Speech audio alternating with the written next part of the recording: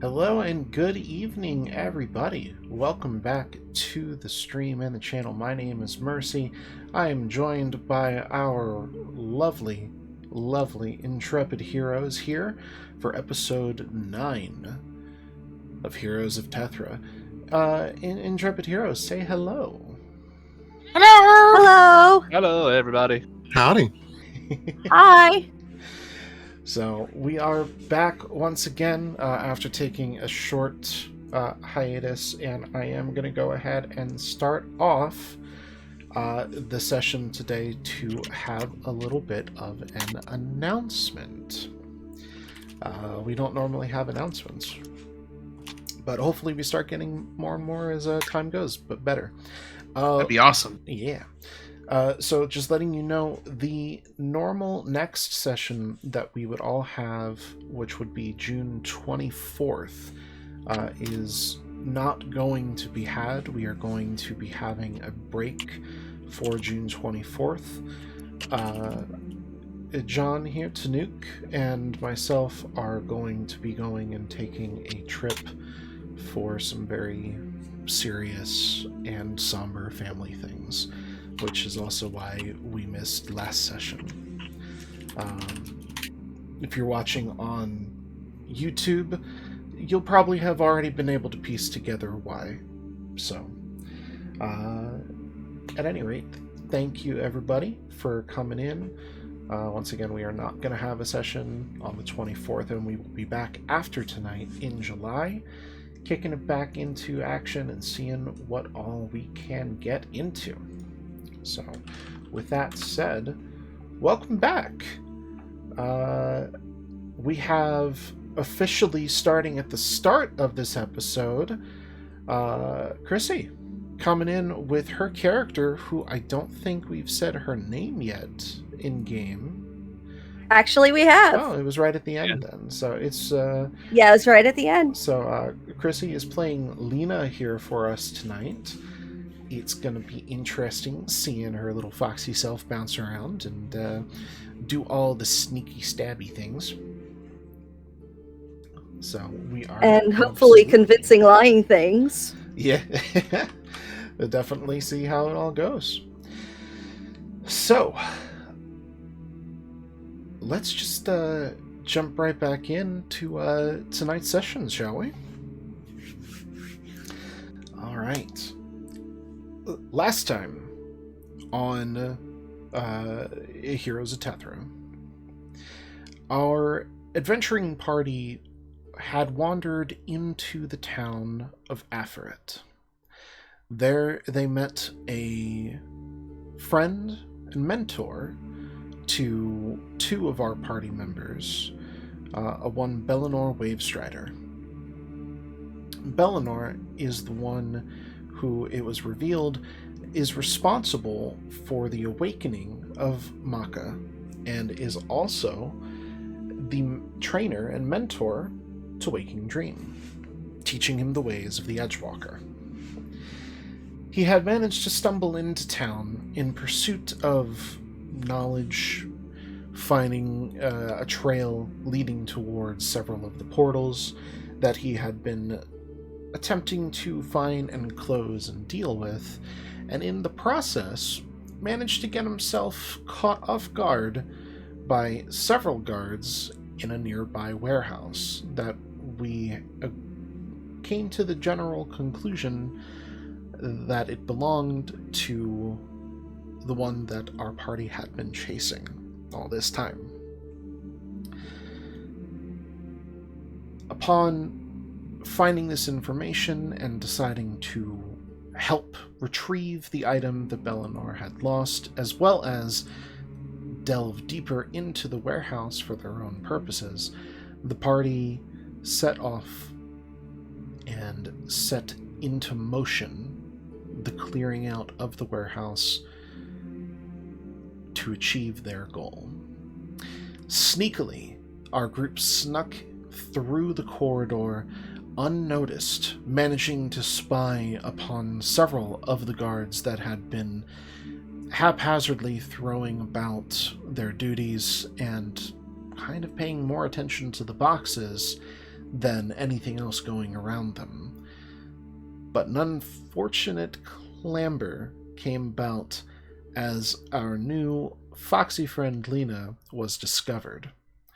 The rest of the party, not knowing Lena at the time, thought maybe they had been made, and found out very quickly it wasn't them, and it was instead this completely overdressed ball of fabric that turned out to be a realized fox in disguise. Combat ensued. The party was handily victorious after taking a good chunk of damage here and there, but all guards had been felled, and we had a very brief introduction to our new foxy friend. And that is where we left off last time we had all played. So,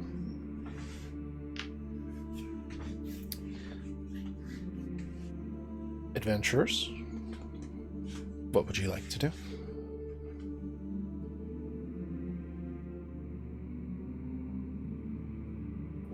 Weren't we still taking pockets full and having discussions over the gold that we found?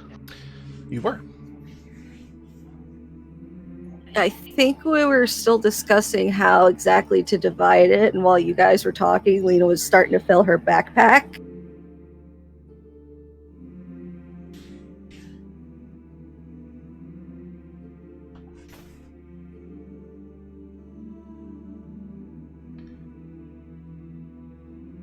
Okay.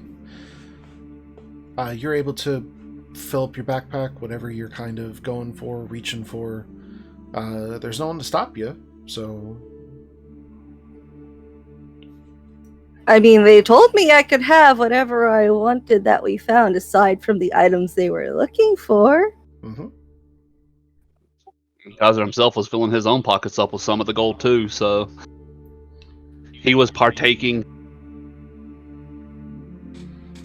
Yeah, so the large sum of gold that you had come into, for the most part, had been assigned to Lena because it was agreed that that wasn't part of your mission. So it was perfectly fine to share that with her. A couple handfuls had been pocketed out, and I'll let you guys decide how much of that you actually want to split and share. Because if I remember correctly, I told you there was 480 gold pieces worth in several coin variations.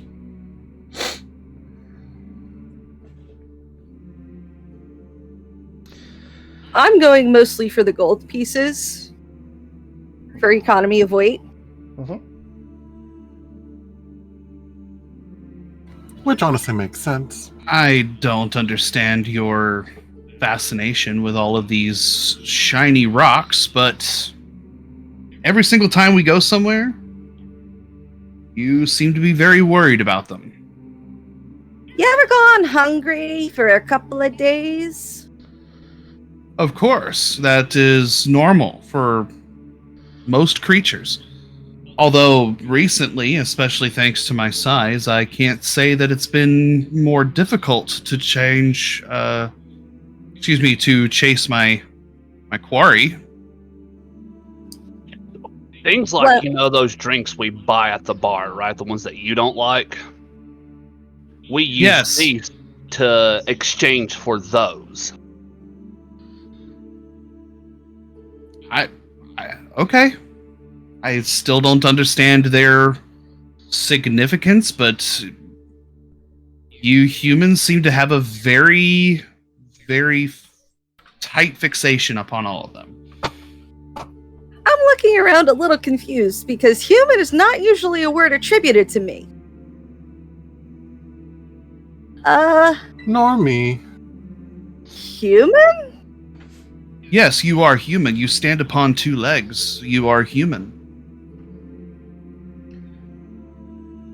You smell a fox, but this one smells a feline. So I've learned not to question it too much anymore.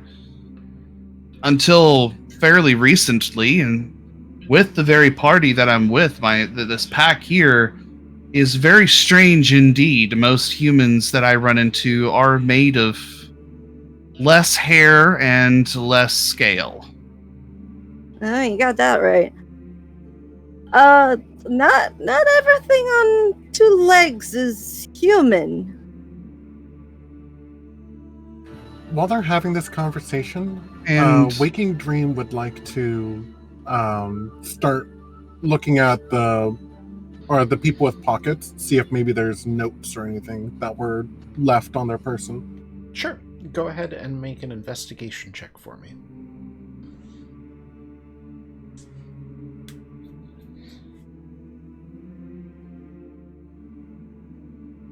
Sorry, I had to make sure that it was set to normal.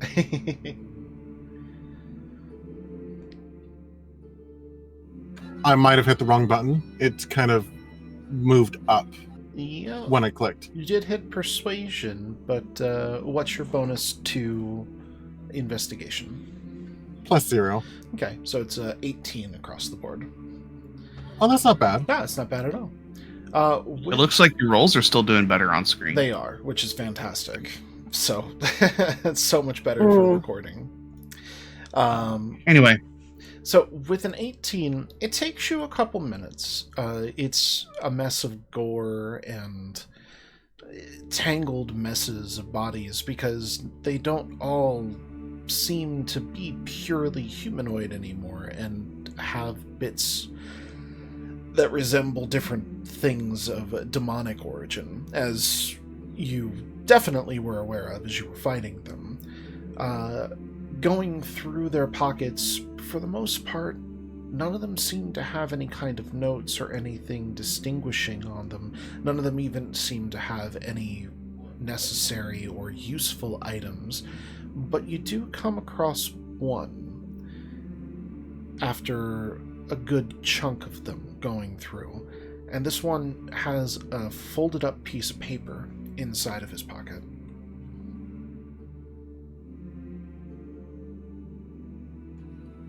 Okay, I will take it, and I can read it to myself so that they can continue their conversation. Sure. Let me go ahead and I'll send that to you. I'm directing this to Lena. If I bit you, I believe your blood would definitely taste of human blood, which would be very bitter. Well, to me, unlike some others, kind of unappetizing. First of all, let's never test that. Secondly... Oh, come on, just a little nibble. Maka, no, bad. Oh. You nibble me, I'm gonna nibble you back. You remind me of one of my own from a year's past. She didn't take teasing good either? No, she was one that if you nibbled her, she would very welcomingly nibble back. It's only fair.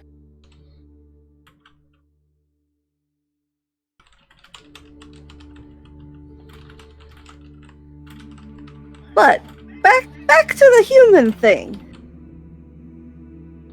You're going by a 2-legged nature and the taste of blood?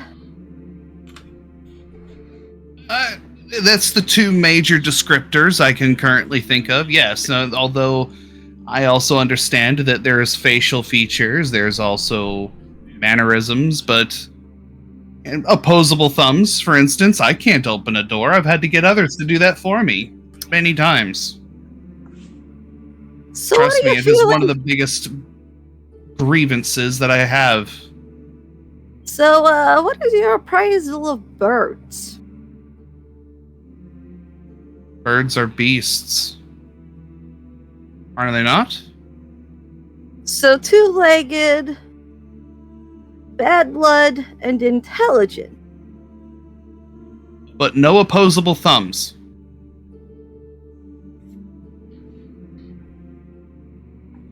I got opposable thumbs. I do not. Cobalt will end up speaking up. I've seen plenty of things that end up standing on two legs. I don't know about how their blood tastes, but I sure know that not all of them seem intelligent. You got that right. Well, he's not wrong there. But a more correct descriptor, Maka, to describe us would be more humanoid. Humanoid. Yes, because we are human-like in certain features, but not inherently human exactly. Yeah, sometimes the humans get a little touchy if you misuse their descriptor. They're weird. So okay? you prefer to be called humanoid. You prefer the oid on the end because you are not 100% human?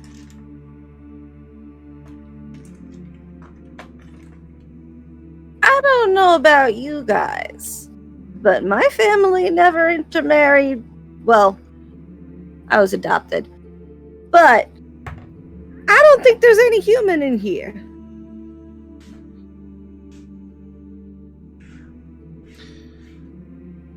But there are humanoids, and Yeah. of which I do not belong myself, if I am understanding correctly. See, I understand my place in this pack is quite different from the other three, and now including yourself. Kaiser, What's up? you can't explain it, but you have the strangest feeling that you're being watched.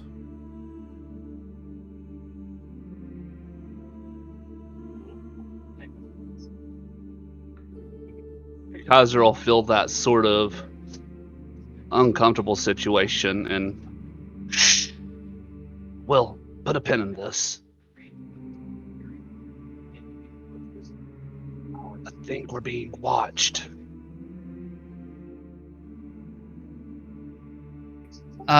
Do I smell any other scents in the air? Like Maka's going to lift his nose in the air and begin sniffing and listening. Make a perception check with advantage.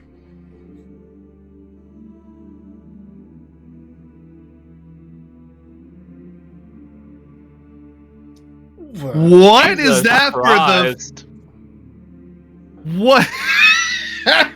Well, we're seeing it there. That is the... What, is that the first official roll for the night? Second. No, I got an 18. Yeah. Oh, yeah, that's right. Second. You Okay, can well, that's the smell the first fucking- and that's the first and second natural 20 for the night. You can fucking smell the Yeah. cosmos, man. Okay. I can smell forever. Yep. All right. So with normally, yes. So in 5th edition D&D, you don't ever really get a critical success on a skill check, but for advantage and double natural 20. Yeah, you're gonna have to give me a 30 on that at least. Like Yeah. if there was. Yeah. So, all right, you start sniffing into the air and perking up your ears to give a listen, and what you end up smelling off of the wind that is breezing through this open air warehouse here is everything that you would expect to smell. There's a certain mustiness coming from the crates. There's a dampness coming from the woods surrounding you. There's the smell of iron in the blood from the creatures you've just slain, and a little bit from your own wounds still sustained as a group. But then the faintest hint of soiled fur that should be cleaned. And you know it's not you because you've been recently cleaned against your will. That lingers.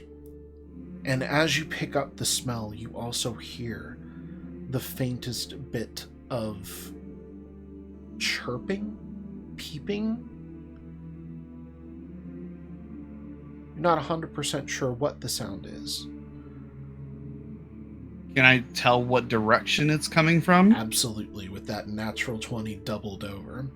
You look up to the roof that does cover everything, and in the rafters up at the top, you see through the darkness 2 tiny beady eyes reflecting the light off of the torches. Above us, in the rafters. And I'm going to point my nose immediately to whatever creature this is. It lets out a little bit of a shriek, very tiny, and falls off of the raptors and flares its wings open. You can now see that this is a bat, and it begins to flap its wings and fly out northward. Okay, I'm immediately giving chase. I was about to say, actually, on that, the moment that it would dive down and starts to, if it's in range, of course, this might be overkill, but I'm not risking it, I would throw Sacred Flame at it. Okay. It needs to make a dexterity saving throw, yes? Yes, versus 14. It got a natural 4 on the dice, and I know a bat is not going to beat it. Go ahead and roll damage, please.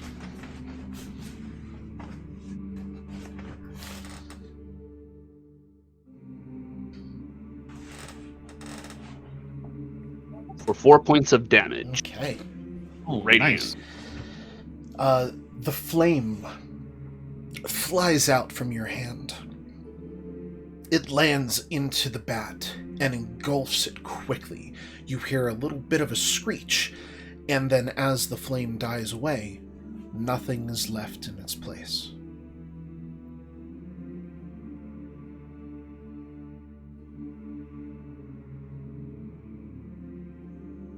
The bat has completely vanished from sight. But you know that it hit. What? I saw that was a bat, but why is it gone? Did I incinerate it? I'm not sure on From that. the light that would come off in its general area, you know that where there should have been a corpse, it just evaporated into mist. I didn't see any bones drop. Oh, well, thank you. I needed that to read this note. Oh, I sent it to you on Discord. I'm sorry.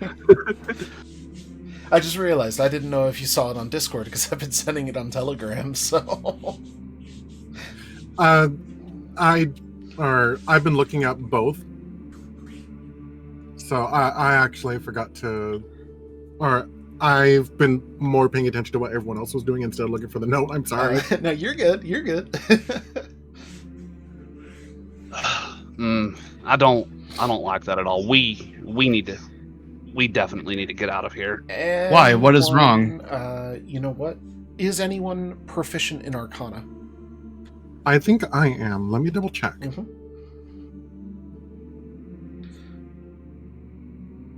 I'm not sure on. I am. Okay. I'm not. Because Cobalt is not here. Dream, go ahead and roll for me an Arcana check, please. Neen. Okay. With a 9, you are able to gather that this wasn't a typical bat. This was some kind of spell effect in the way that it ended up dissipating and just vanishing into mist after it took damage. You can gather that it was a conjured creature of some sort. If it was a 10, I would have said, yeah, you know what spell that was.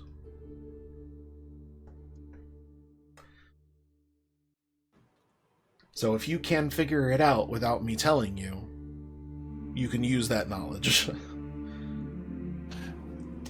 Oh. Well, that's... were you asking about the thing that just flew? Wait, did you say that it didn't leave any bones or anything? Yeah, he said it just evaporated into a mist when my Sacred Flame hit it. Honestly, that kind of sounds like a familiar. Conjured being. If it was our familiars are spirit manifestations that take the form of animals, but when they die, they don't leave a body behind. It also means that we were being spied on. Yeah, so even more so, we should put a pin in anything we need to further discuss. We need to get out of here. We are being spied on. You mean something's watching us? But I don't smell anything more in the air. That was it. Past tense. You will have to explain this to me later. If we mean to leave, I would not mind it. Question. Is this Asterfel asshole someone we would want to deprive of funds further? Exceptionally so.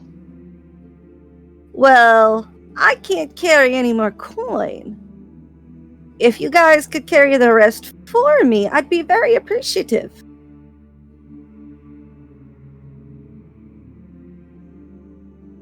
Cobalt will just kind of shrug. Okay. What are we carrying? What am I carrying? As much as we can carry of this valuable, lovely stuff in here. Okay. And she points to the chest that she's been hand over fist pulling coins out of. And Kaiser would actually be sort of leaning against himself since he was over there too, actually. Yep. So we've just sort of been hanging around this chest full of gold like a freaking water cooler, shooting the shit. If these shiny pebbles mean so much to you, you could always find a way to drape some over my back. I can carry some of them back into Affarit. I would very much appreciate that. Thank you. And I wait for everybody to load me up, and then I take off in whatever is the opposite direction everybody else is heading. I'm kidding. I'm not. Maybe we should. His true nature revealed. All right. After going through the coin and loading up and getting a hold of everything that you can and whatever pockets that you have, whatever pouches that you have, you are definitely weighed down, but you're able to dig through the chest and manage to get it all, the coins out of it. The chest is a lot lighter to carry now because there's no coins in there, and someone would be able to go ahead and carry the chest individually, and just taking a look at it, you gather that that's probably a potential good idea because it is a gemmed case, and you're not sure just a quick glance if the gems are real. Except for Dream, you would be able to tell at quick glance. And looking through it, and since everybody has been, you could tell that they are definitely legitimate gems. A couple small rubies, which would be worth a couple gold as well, is inset into this chest. So you grab the coins. Cobalt offers to pick up and hold the chest and bring that along with all of that. Is there anything else that you want to dig through in the warehouse, or are we heading back to the inn? Just to double check, because it's been a minute. Mm-hmm. With my detect magic up, did we go over everything that it pinged? You did. It ended up pinging the potions, which you went through and you managed to pick up. It pinged the shards of the sword that Bellinor had sent you in to retrieve in his stead, and that was it that I recall. Everything else that was magical and was of concern, you did manage to pick up. Okay. Guys, it was good getting the hell out of here. Bail, bail, bail! Alright, so all of you end up walking back out the way that most of you came, and leading the pack in pure excitement is a small blue kobold holding this ornate chest where he has placed the relic that he was looking after into it. The chest is half as big as he is, so it's hilarious to look at, but he's so excited and nimble, he doesn't even care. He's able to walk without issue. The 5 of you make it back to town, the center of town specifically, because the warehouse was still in the town proper, but you make it back to the center of town. Everything is still quiet because you had gone and made your way there at night's fall. It is now the start of the evening. You make it back and you re-enter into the inn where you have your rooms set aside. Most of you, at least. Quick interruption. On the way back to town before we go to the inn, Kaiser would stop into the blacksmith shop to get what we discussed set up. Okay. Well, currently the blacksmith shop is closed. Oh, is it? Yes. Oh, I didn't realize I've gotten that late on. Yes. You guys headed out as nightfall was happening, so it is now night appropriate. And on top of that, this is still actually just the first day that you've been there, so he's only had 1 day of working, and he said give him 2.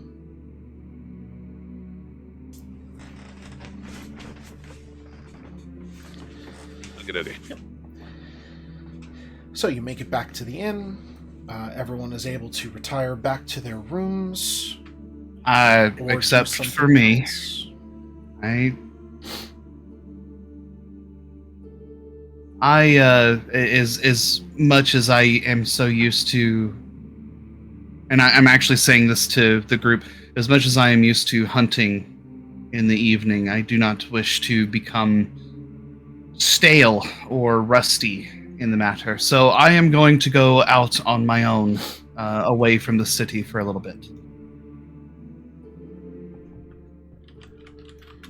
Just... I don't like you doing it alone, not right now. Cobalt, would you care to go with him, just in case? I assure you, I don't need company. I think I will be just fine on my own. I've been doing this for at least a year, knowing how to sneak out and sneak back into a city, or at least a crowded area. It's not the crowded area I'm worried about. Then what is it that troubles you? The fact we were being spied on. Someone's watching us for a reason. Not necessarily us. I It was trust likely my that they were just speed, but supervising. It was just likely that they were supervising the warehouse in general. It still doesn't sit right with me. I trust my speed, but if one of you would like to join me, I suppose I won't object. It would make me feel better.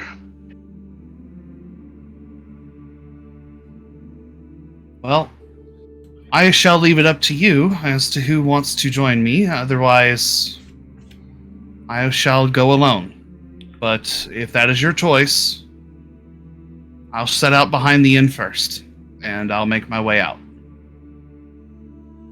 Okay.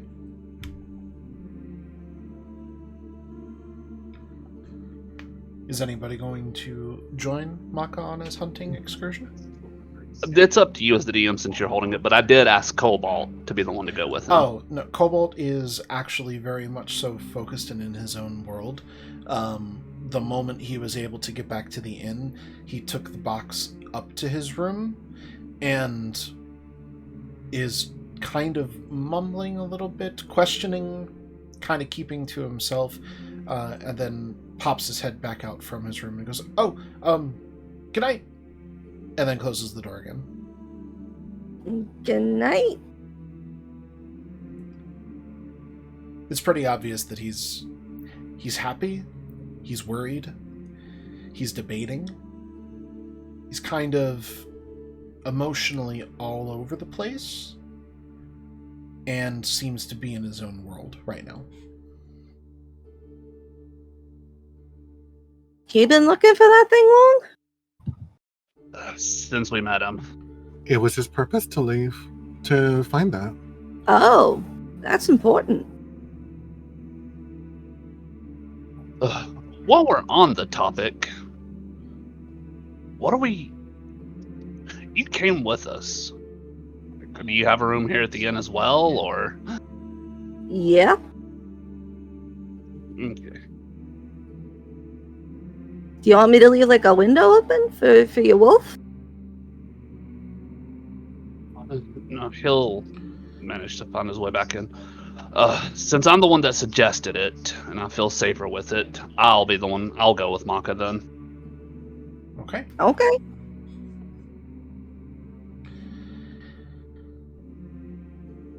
So everyone else that isn't going out, you're able to go ahead and start to rest, do whatever it is that you would like to do in the inn. Strangely enough, there is no sign of Bellinor in the inn. Perhaps he went to bed, perhaps he left. We'll have to see. Is there anything that Dream or Lena would like to do before retiring for the evening?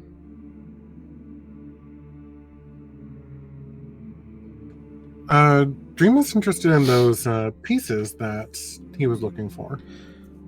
Okay.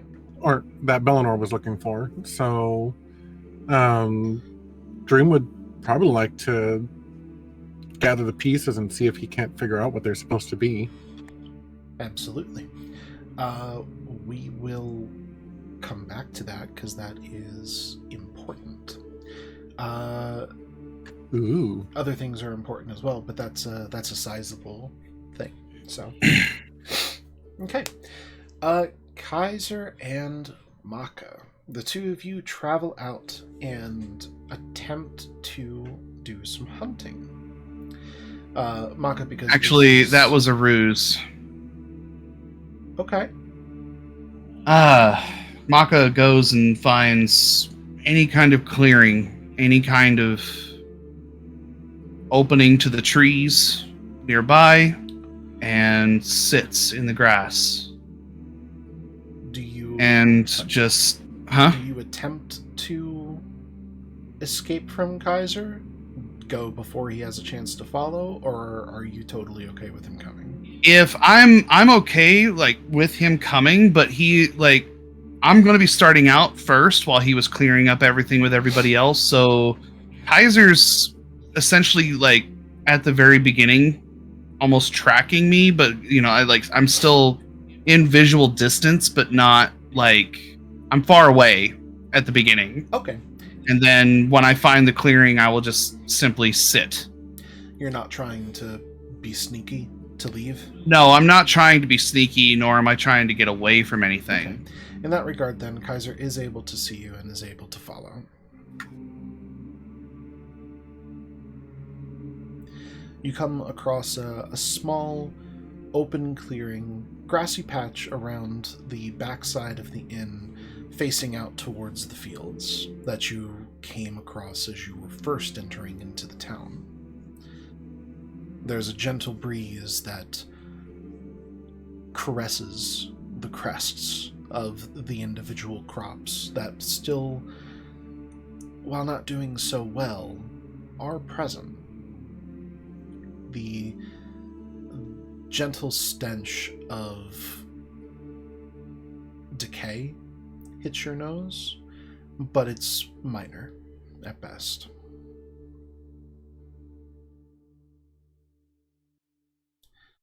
As I hear Kaiser approaching, which I assume he's doing. I was about to say, seeing Maka sitting down at a tree instead of hunting like you said, Kaiser would approach and sort of sit down beside you. And you notice too that like he's got his crossbow out. Like he doesn't have it like at the ready, but he sort of got it leaning against him just in case. Mm-hmm. Everything all right, Maka? As the sun sets, the stars always appear one at a time.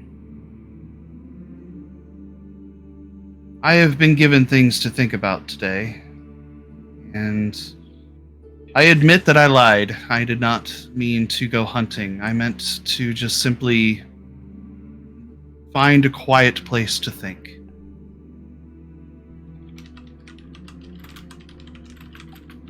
And everyone needs that every once in a while. It's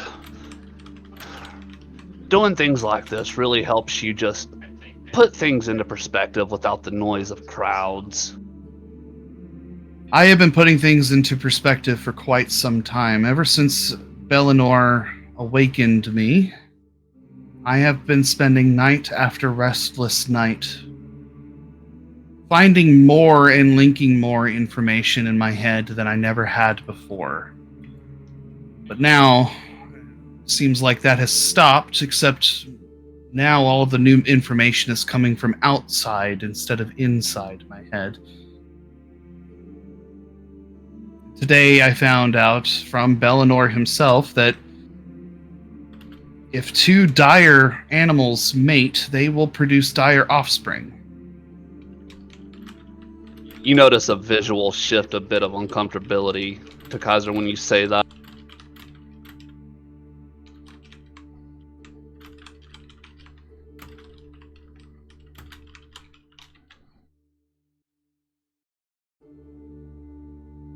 I may very well have dire offspring out there in the world, and I don't know what became of them, or if they are still out there somewhere and not killed, and hoping that they aren't used for a nefarious purpose, such as the rats.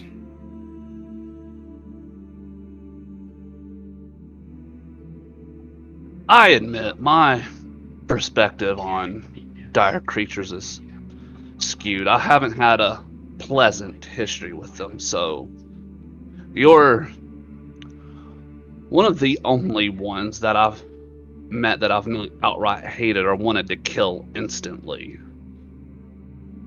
And just knowing my own biases, knowing that other people that are out there are just as bad, if not worse. I wish I could offer more comforting words or hope that things are fine, but it's a tough world out there for creatures like you. I very much understand that. I've been hunted ever since I came out of that hole. And as much as I have tried to live a peaceful life was never given. It was always some kind of righteous humanoid human that has sought to destroy me and the two that I kept close to me until recently.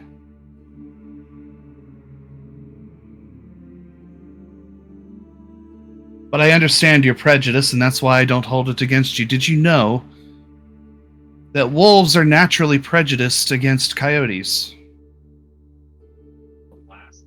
Oh, I didn't know, actually. Yes, they will attack on sight, and that's only because coyotes are not just competition, but they tend to become nuisances in their own right because they like to not just steal wolf food, but they also like to nip at our backsides if they ever get the chance. So we try to dissuade them, even if it means killing them occasionally. Usually they get away, and we choose not to waste our precious energy chasing them, but if one does manage to get crippled enough, we won't hesitate to let them serve as an example. I understand where you're coming from, and I also understand that it does make me feel a little uncomfortable to hear you say such things, but I don't mean to hold it against you. But I can't help this guilt. This feeling in my stomach. You see, there was one other dire wolf like me. Well, there were two, and one went missing, and I worry about that because of what I just told you. But the other one, well, when the humans came to hunt us, they managed to kill my other packmate, Quebeca. And I ran after she fell.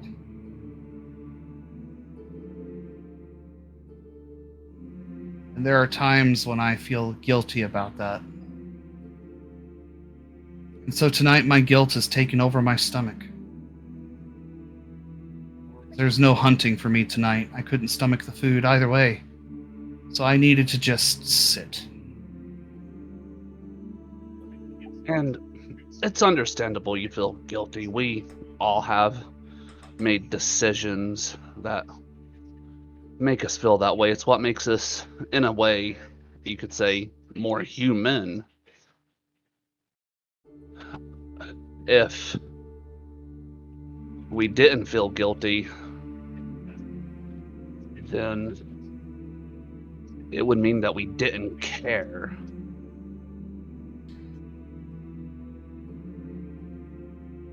And not caring is one of the worst things I can think of for someone, honestly. You know, the dire wolves that I had with me, Kamea and Quebeca, they never quite got over the same things that I did, and I kind of owe being awakened to that. They tended to attack more than I did. They would see humanoids and something would take over them and they would just feel the need to attack. And I didn't understand it, and I tried to corral them, to dissuade them, to stop them from doing that. Never quite worked. It was Quebeca's nature to act rashly that I feel got her killed. And yet, I still feel bad because once she fell, like I said, I decided to run. And sometimes I think perhaps I should have taken the same prideful action that she did.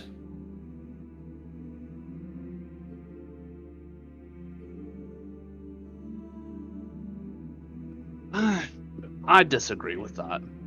Pride, there's a saying that I've heard from people who used to come to my temple that goes, pride always comes before the fall. If you let pride guide you, it leads you nowhere. At worst, it gets you killed, is the understanding I got from it.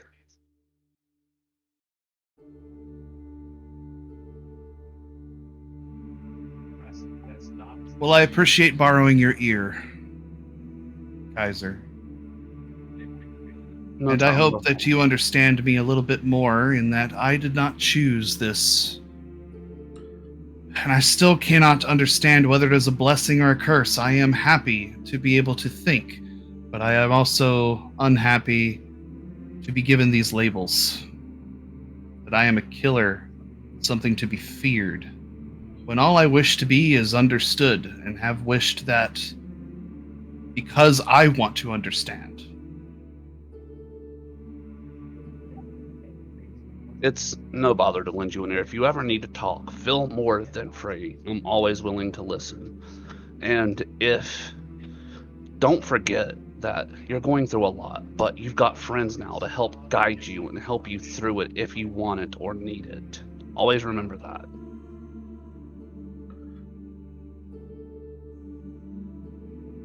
I will be feeling this for a little bit. If you would like to go back and rest at the inn, I won't be venturing much further than here. My stomach could not actually handle a full hunt at this point. And you know that I can run fast. So don't worry if something happens.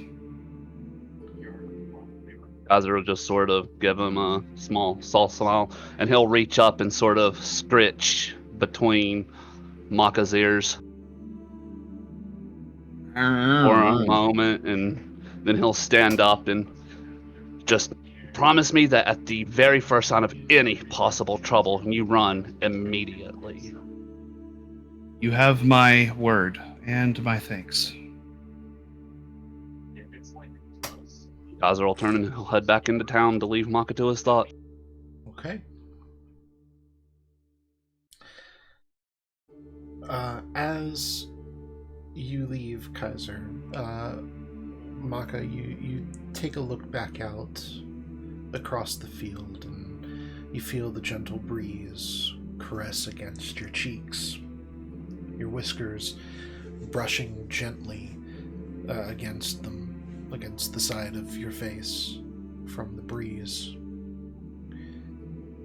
And you feel calmed. It's a nice, comforting kind of scenario that you're looking out into, a calming situation in general, until it is rudely interrupted by a stick falling on your head. What? And I immediately get up, do a quick circle, scanning. Looking up into the tree, you could see a squirrel clambering about. Seems to have knocked a branch loose, with the wind helping it ever so slightly. Ah!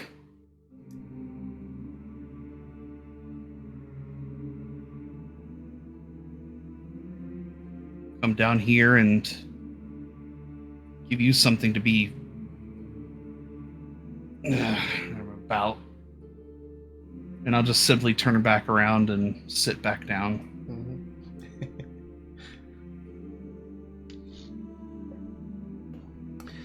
Meanwhile, back in the inn, Dream, you wanted to do a little bit of some investigating involving these broken pieces of a sword that you found. Affirmative. Okay. I would like for you, with the knowledge that you were given, based on the identify that we received earlier from Kaiser, to know that it is part of an item, to go ahead and give me an Arcana check, please.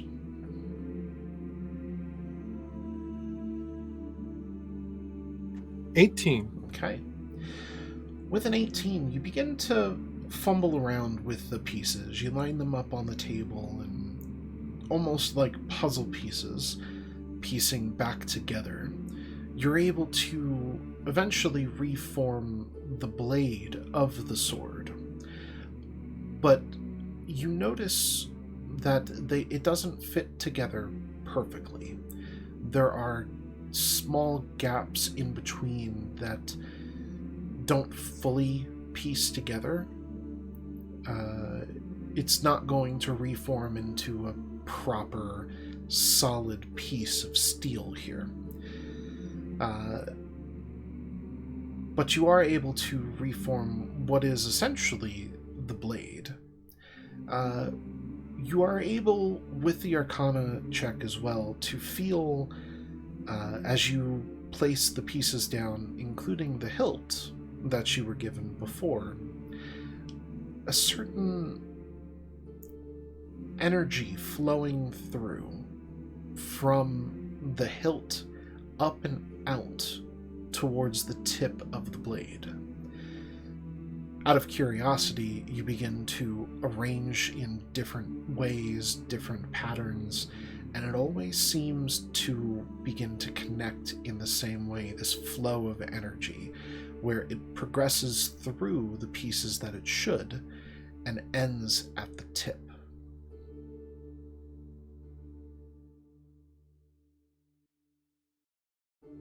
You fumble around with it for a little bit longer, and something is calling out to you, scratching deep in your mind. You're getting the hints that the elements themselves, that you have taken an oath, so-called, to utilize and maintain balance in this realm and beyond. The elements of air and earth seem to be calling out from inside of you towards this blade.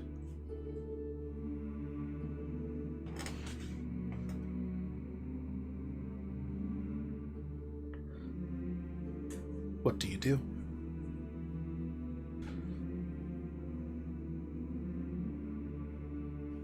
Well then, I will take up the handle, and from what you're describing, it sounds like it wants to attune. Perhaps. Can I attempt that? You certainly can. Taking the time, you get about 15 minutes into it or so, and you're not 100% sure, but you can tell at about that 15-minute mark that the item isn't attuning appropriately. Something is missing. It still seems to be shattered, separated, while magical and drawn to each other. Something is missing. And that call, that itch, the natural elements themselves seem to be screaming out from inside you.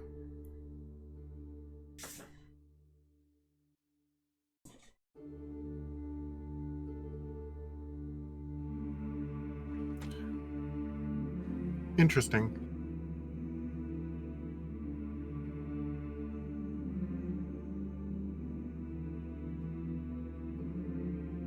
Well, I do have mending, but with the magical item, I don't think that that'll work. You're saying that it's the elements within me are calling. How about I try casting some spells then? Okay. What spell would you like to cast? I'll start with Earth and Blast. Make the Disc of Earth around Disc of Earth for a shield. Yes. You cast the very familiar cantrip that you have, the Earthen Blast, and form the discus around the back of your wrist as you are used to, creating the stone buckler. As you do, the motes that you are used to seeing gather around you, the elemental planar motes of Earth, they appear, and immediately, as they appear and make a single revolution, swirl down in a spiral pattern into the hilt of this blade that you are holding. Both of them that you gain in this way infuse themselves into the hilt. There is now a gentle yellow hue, glow to the hilt.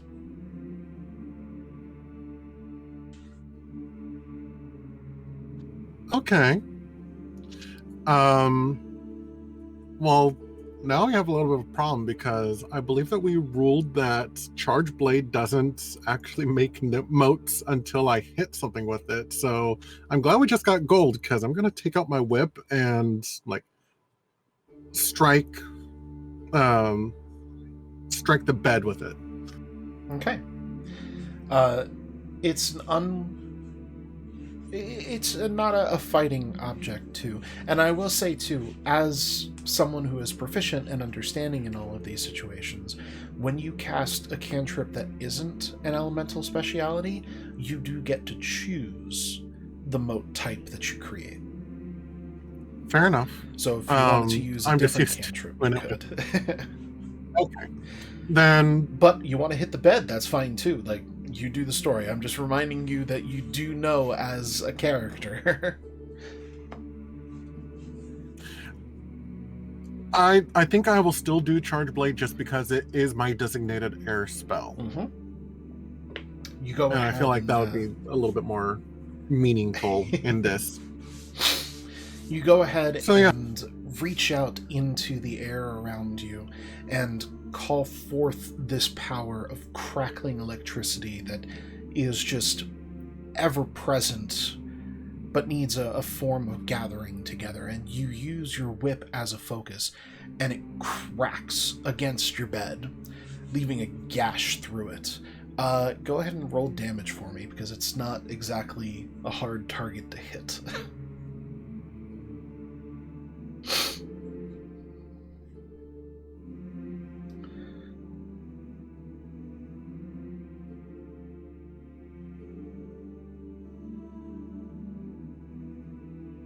So 9 total damage?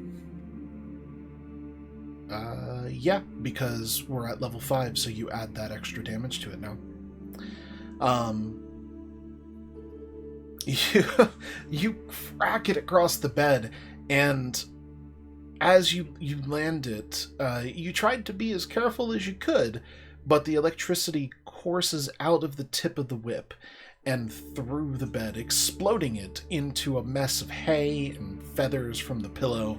Your room is a mess now, but the 2 elemental planar motes of air that you would expect to see do appear and swirl and grasp into the hilt of your weapon. What was a yellow glow now goes to a brighter white. And you see from the hollow section inside of the hilt, this white tendril of energy begin to emerge out, connecting piece of shattered blade to the next piece of shattered blade, until eventually reaching the tip of the blade and latching into that as well.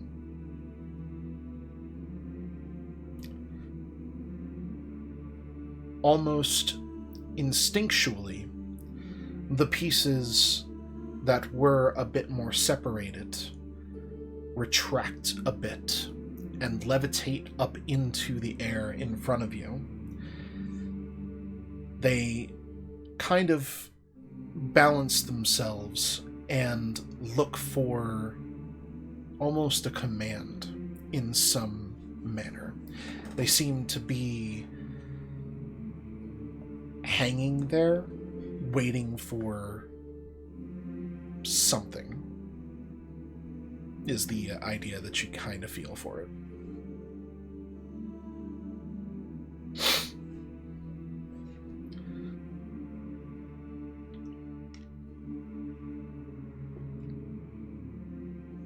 I see. Well, was there any kind of inscription on like the hilt or the blade? You could take a quick look. I will. Okay, let's go ahead and give an investigation check.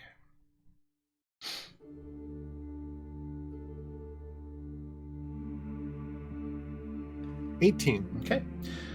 With an 18, you're able to see now something that wasn't present before. Glyphs and the like seem to be shooting up across the individual pieces of the blade. What you're able to gather as you look at it, and it's broken because the pieces are still kind of floating and rotating and looking for purpose, essentially translates out into almost a phrase. And the phrase here, it's broken. It takes you a second to really figure it out. But it says, "Heed the call of the elements. Bend as the reeds do. Strike as the earth can."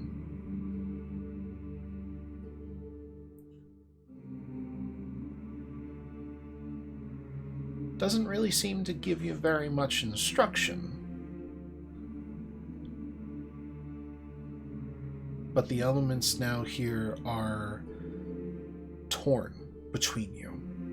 You feel that balance currently existing in this weapon, and your overall feeling is a little bit, with that 18 investigation, saying, what happens if I shift the balance innately? What happens if I lean to one side versus the other?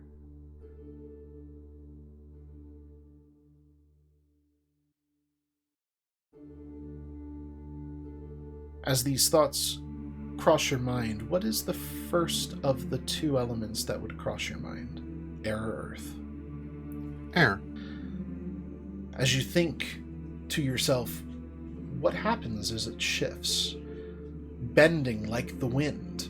Suddenly, the white tendril erupts further and out, and now, in a very familiar sense to you, this blade has formed into what appears to be a standard length whip with serrated edge set up throughout.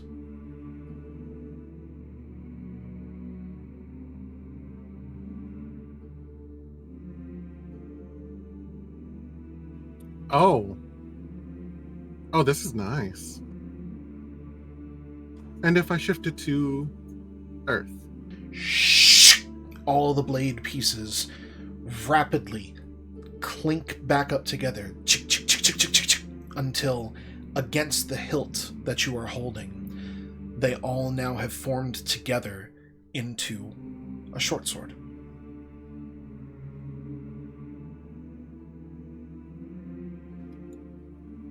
Well, this is fascinating. I can get used to this.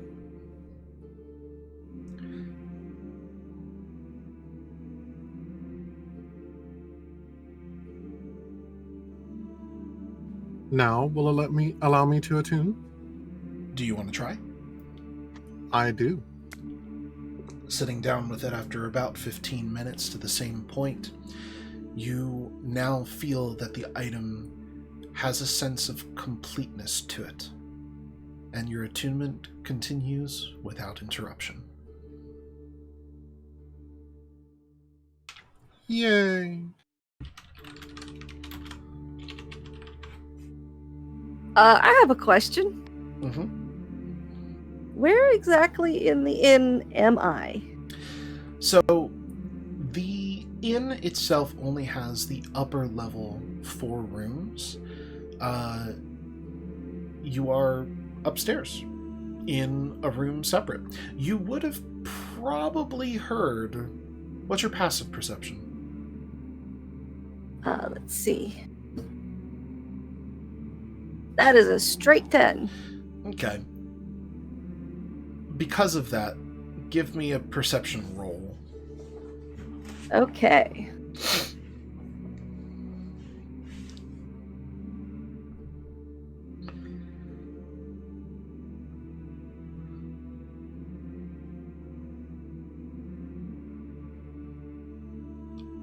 So with a 6, you're tired. You didn't expect to get caught like you did. You're kind of lost in your head for personal reasons for getting caught.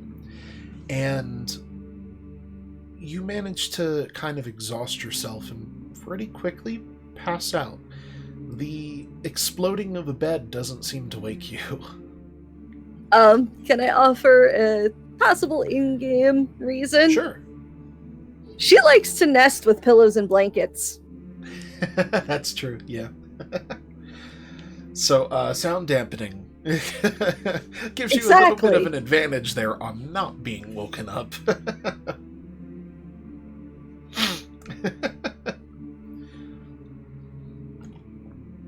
All right. Kaiser, you return to the inn, and you are able to go ahead and retire for the evening, if that's what you would Actually, like to do. a bit of a rewind on that. Before he does get back to the inn, as he sort of gets more towards the town and away from Maka, can he see the moon in the sky? Is it out tonight? Not obscure? Yeah, the moon is going to be out. It is a relatively cloudless sky, which is very helpful because you were able to see what was going on during the fights that you had out there. Moon is out and bright and shining above. He's going to take a minute, look up at it, and sort of put his hand on his chest where his symbol of Cometa is. Great Cometa, I've gotten in over my head on something bigger than I ever expected to get involved in, and I'm trying to hold it together. It seems like I know where I'm going, what I'm doing, but honestly, I feel like I'm drowning here. Your guidance now, more than ever, need it. And with that little prayer, then he'll continue on into town. Kaiser, I would like you to roll me a D100, please.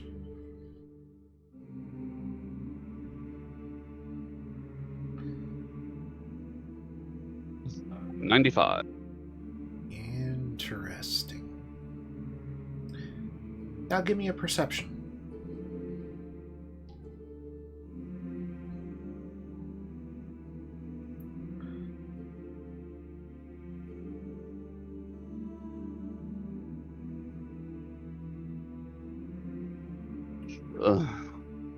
Was an accidental advantage roll, but That's fine. the first one was 24. Yep, first one's a 24. As you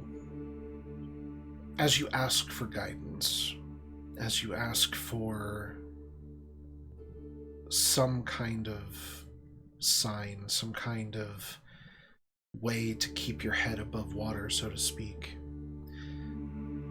you see what appears to be just a small mote, a small bead of light descending from what appears to be the moon. It falls and heads in a westernly direction from you, lighting up the night sky as it travels, almost like a shooting star, before disappearing out of your eyesight over the line of the horizon.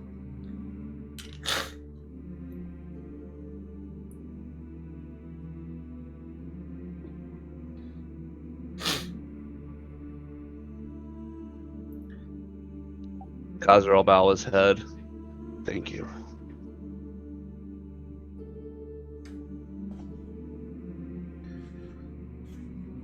Now you return to the inn.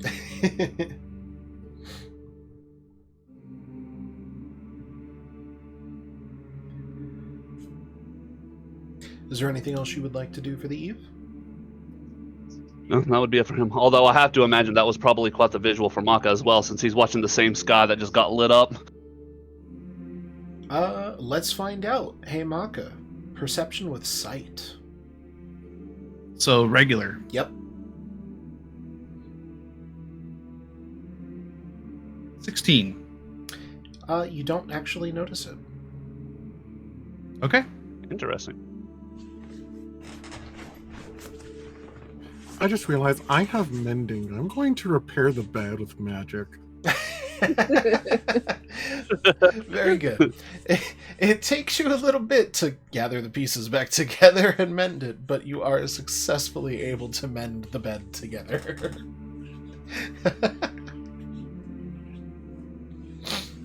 And then after I fix it, I'm going to pat the bed and say, I am so sorry.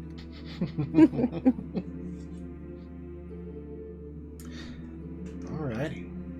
Now that I think about it, as he is going back to the inn and he saw that doe, I know generally what's over towards the west where that shot off to.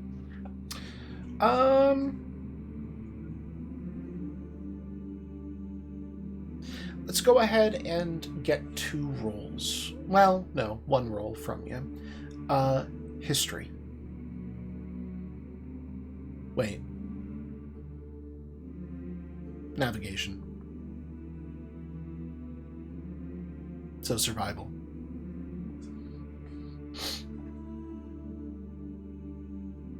Son of a bitch, I need to... First roll was the... That would be a 7. Yeah, so a 7. There's some kind of picking at your brain. You know there is a town in that direction. You know that off in the west direction, if you keep going, there's like Mount Epoch. There's even further west, Sanctuary's Keep. For big, landmarks kind of idea. But we're talking hundreds of miles for those situations.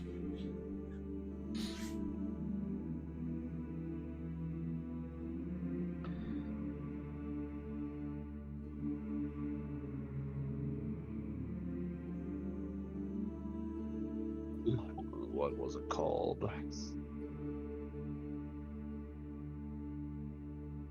While you're thinking on that, Do I know if that's the general direction for Gunner's Pass? Is what I'm looking for. I don't know. Do you?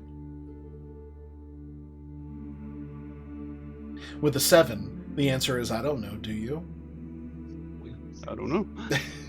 I guess it comes to how well versed Kaiser is for his geography. And when it comes to survival, you know Gunner's Pass is somewhere around here? Somewhere around here, sure. Was that west?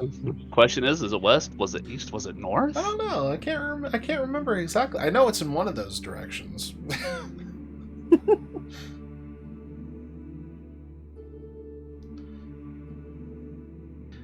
Maka, is there anything else you would like to do while you're out and sitting enjoying the night sky? Nope. That was it. Okay. Eventually you pick yourself up and head back into town as well. Instead of going into the inn, because I know that's going to cause a problem, I am simply going to curl up, I guess, in the alleyway next door, next to the inn or something. Okay.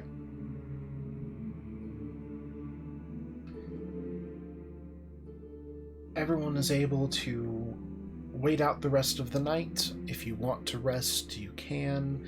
You did just finish a long rest before, so you're not able on this eve to get the benefits of a long rest. But you can nap, you could do a short rest if you would like in that regard. But for the evening, everything comes to a close. You awake in the morning, if any of you did sleep, to the sound of dishes being clamored about down in the main hall of the inn. You end up hearing a couple people come in and shouting out a couple things down below. Doesn't seem to be any kind of urgency in their shouting. And the day in Affarit seems to have started.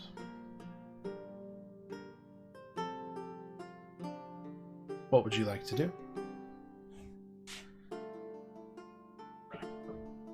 When Geyser wakes up, the first thing he's going to do is head downstairs to the bartender. Oh, what do you recommend good for breakfast? A platter? Get you some eggs? Some sausage? I'll take it. Do you want a breakfast beer? Sure, why not? Hmm. I could use a bit of a kick to get me up. Alright. Now, in normal dog fashion, would I hear Kaiser's voice around the corner, and along with all of the stuff going on with the kitchen? I would say so. I would say it draws your attention, and you are aware that Kaiser has made his presence known downstairs now. Okay. Then that's when I will choose to walk into the inn front door. Okay. There are a couple people in front of you that end up turning around, farmers especially. They're turning around, they're eating something on the go, and then they look up and see you and freeze in place. And I will go in front of Kaiser and just sit as, you know. So it make it known that this is the person that I'm with. And also, I can smell everyone's fear in the air right now. That guy's peeing, by the way. Just And a little upon bit. noticing Maka and seeing how some of these patrons are acting, I'll just be like, "It's welcome back, Maka," to let everyone know that he's fine and he's with me. One of the farmers looks over. Well, that's a sight you don't see every day. Right there, that big old wolf is with you.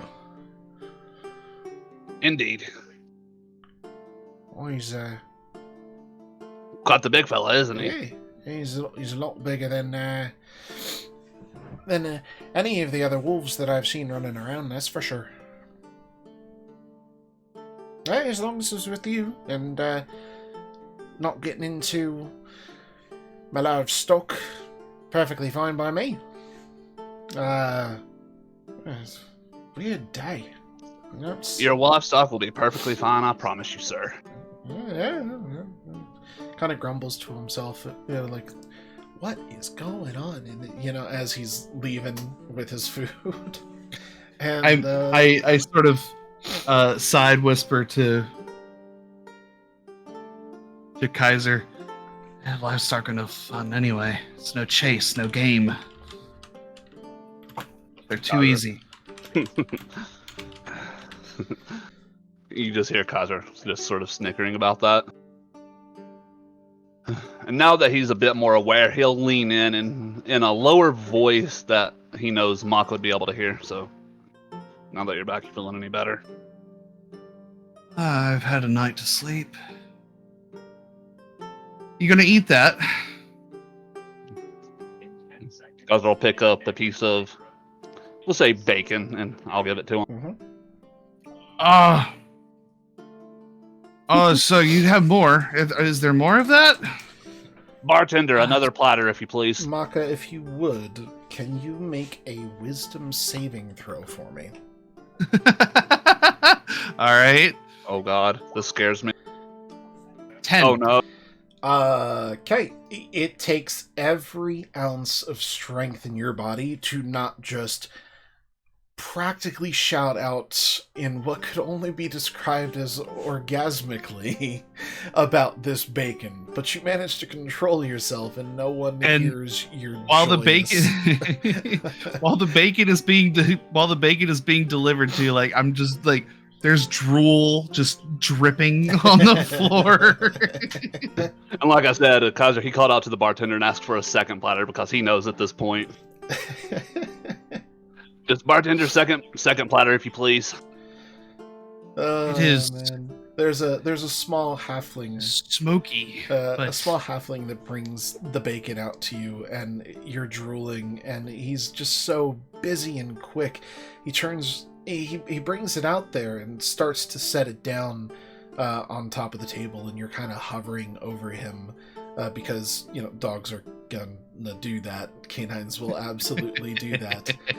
And the moment it meets the table, like it's... and as it's going towards the table, the halfling just stops and goes, "Rain? What?" and looks up.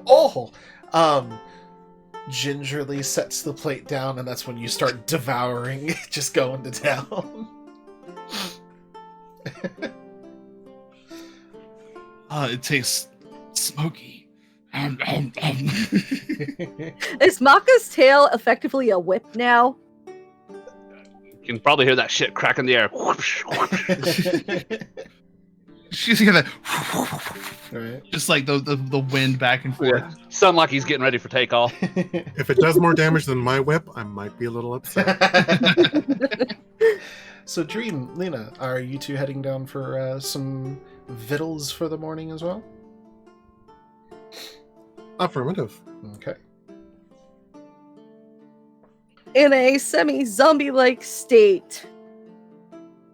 Not a morning person. Lena walks down the stairs. The fur on one side of her face is pressed against her head. The other side, it's a kind of poofy and almost cowlick in some ways. She's not a morning fox.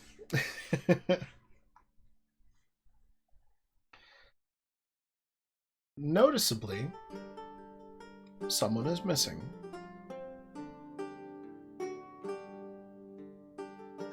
So have they come down and joined the table, or are they still just making their way over? I will say they will have joined. Breakfast will have gotten underway for everybody. Everyone will be able to have some food. We are going to say that for everything that you guys get, it will cost a grand total of 2 silver. The moment that if Lena's actually joining our table, he'll see her sit down and be like, "You got something on your," noticing like the pressed side of her fur and the other one being poofy. He's like, "You got the," I'm sure it's fine. Morning. Morning. So breakfast perks everybody up. You've got the energy now for the day.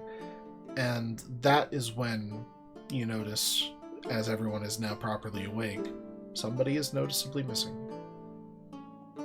Have any of you seen Cobalt all morning? Nope. I would have assumed that he would have finished with his cleaning ritual by now.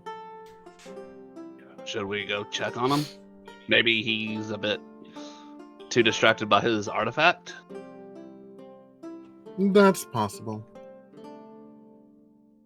We should at least bring some food up to him. It would be a good idea. He's probably hungry. And I'll grab like smorgasbord of like some leftover stuff that didn't get eaten, put it on a plate, and Dum, dum, dum. FBI, open up! So you go up to where his room was and you knock on the door, I assume? Yep. No response. Cobalt. It's morning, breakfast. We know you have the artifact. I'm still going to check. I'm Still quiet. downstairs following the goblin around because he's carrying more bacon. Halfling. Halfling. Okay, sorry. I'm He's too focused on the bacon. It's bacon! Kaiser will lean in. I'll check the door, see if it's locked. It is unlocked. I'll crack it open, peek my head in. Cobalt. You peek in, and you see a room left meticulously. No sign of your friend, Cobalt. But on the small table is a lone piece of parchment. And underneath, this can't be good. underneath a small satchel. Who kidnapped our kobold? I was about to say, is anyone with Kaiser at the moment, or did everyone else remain downstairs? Up to them. I'm probably No. still downstairs. Maka already I'm said he's downstairs. I'm following the bacon. So Okay, so Kaiser, he'll go in, and she just... I'll set the plate on the bed, and I'll grab the satchel and the note. I don't like this, and I'll turn and head back downstairs. Maka, Dream, we might have a problem. didn't even read it, just grabbed it and went downstairs. Yep. Problem. And I'll sit down. I'll set the satchel on the table, and then I'll hold up the note. Found Cobalt's room empty with these in it. And now I'll open the note. Okay. The note is more of a short letter, I guess you could say. And it reads as such. My dear friends and new potential friend. I regret doing this, but I must return this relic with the utmost haste. I must leave you for now. The teachings of Rindesh say that friends are made as a way of the gods' apologies for family. I'm glad to have made you all friends. I promise to return the relic to the temple as swiftly as fresh-backed pie makes your tummy rumble for it to be eaten. As soon as I do, I'll return to you all. The evil warden must also be stopped and punishment served for his crimes against the natural beauty created by Rindesh. Punishment like many high fives in the face with a chair that's on fire. Maka, you have a good heart. Follow it like you follow your nose. I've left some snacks for you. Kaiser, through faith, all things are possible. But as you heal everyone else, don't forget to take care of yourself. Remember, you treat outside hurts with rubbing alcohol, and you treat inside hurts with drinking alcohol. I've left a potion for you. I'm into that, brother. Waking Dream. I hope you find what you want, you need, while on your path. And I hope it's not too much to ask for you to protect everyone and yourself. Hope these help. I've left some darts for you. Lena, I've only just met you, but you seem like a good person. But you look cold and are in need of a nest. I've left several blankets for you. May the light of Rindesh guide you all.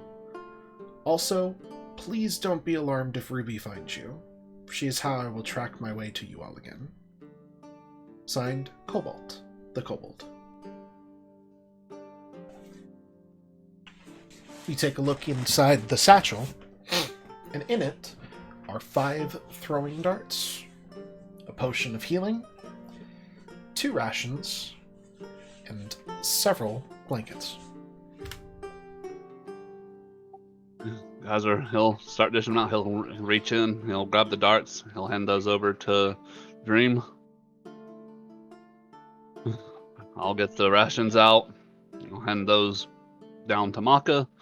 I'll put the potion in my backpack, and then I'll hand the blankets over to Lena. No thanks, I still like bacon. Now in a relationship with bacon.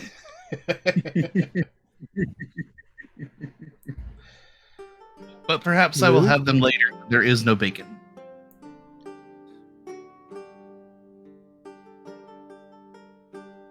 All right. That relic must have been super important for him to just take off like that. I remember him talking about it fervently, like it was the one reason why he came out this far into this area. So it shouldn't surprise me.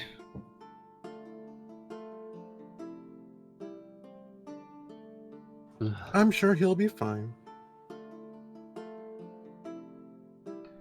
As He's definitely more than capable, that's for sure. Waking Dream proceeds to play with the darts. Mm-hmm.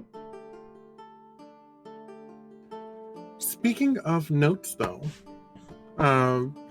I forgot to mention that I had found this on one of the men that were at the warehouse. It says, reinforcements required, gunners pass. Cultists 2 fortified. Move out within the week. Signed, CA.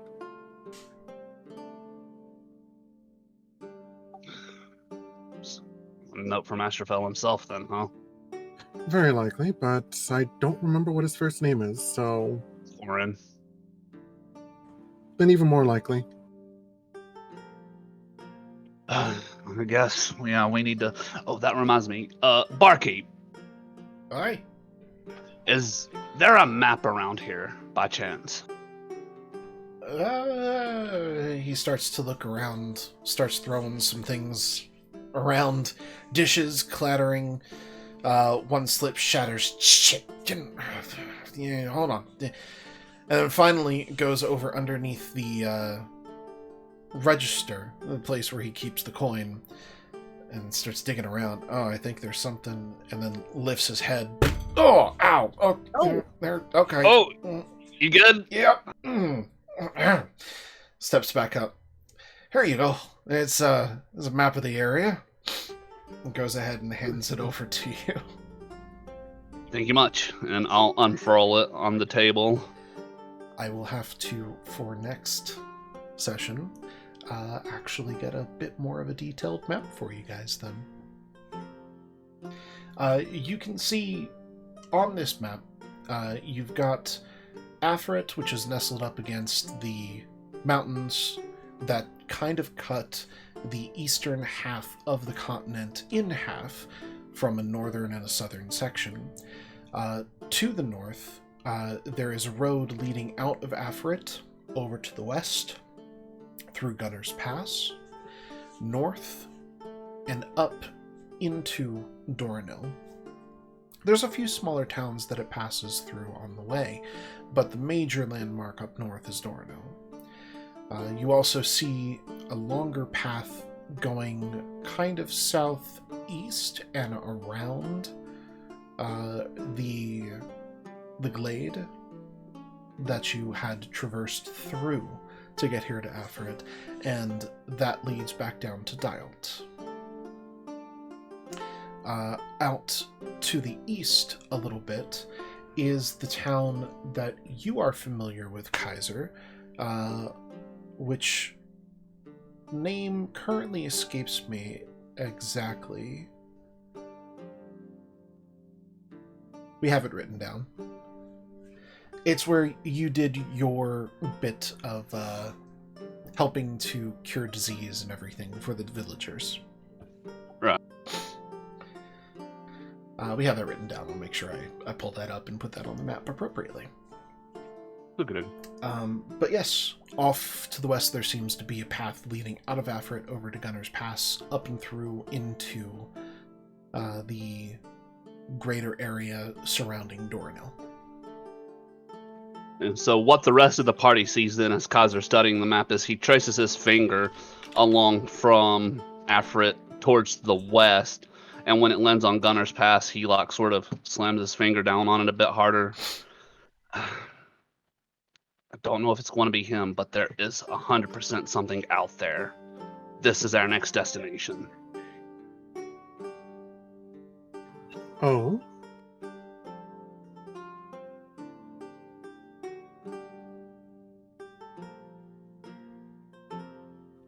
Let's just say I was given a sign that points that there's something there that's important.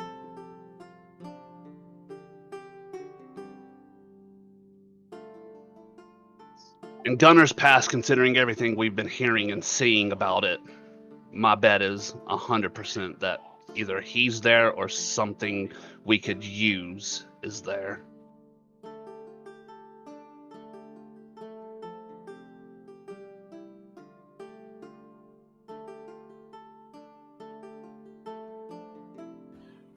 Fair enough. So you were claiming that is our next destination. Yeah.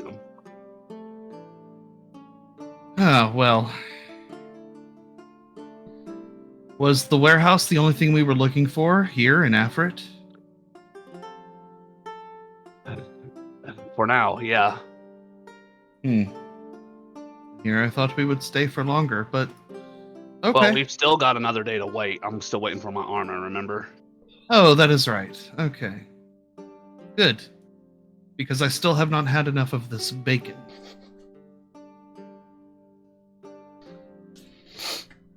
We'll have to make sure to grab some for you for the road.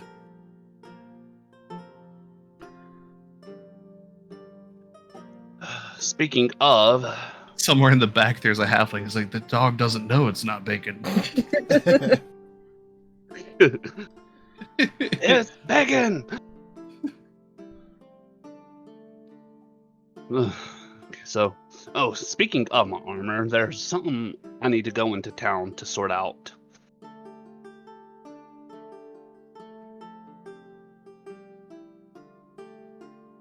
And that is? Just an alteration I want to have made that I thought of last night. And I'd like to let the blacksmith know about it before he gets too deep on it.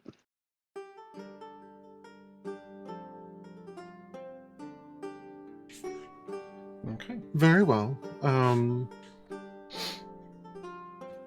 Lena, was it? What are your plans?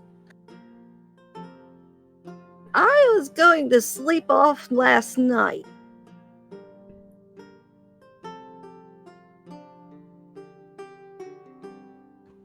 Very valid choice.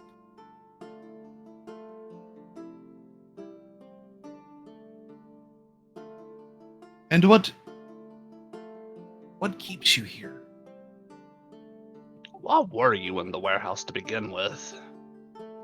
I told you. Guards means valuables. I don't like starving.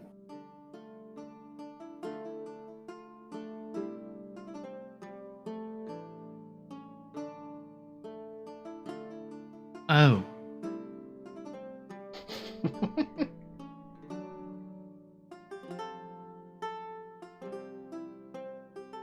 That's not the worst reason. I mean, it's not like I have my regular business opportunities here yet. I just got here. And what are your regular business opportunities? I am a for-hire locksmith.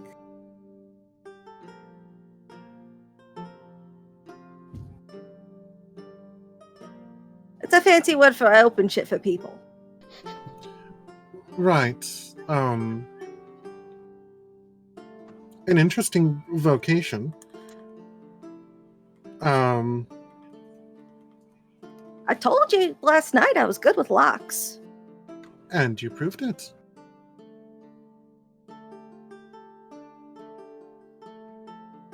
How do you feel about having to travel for work?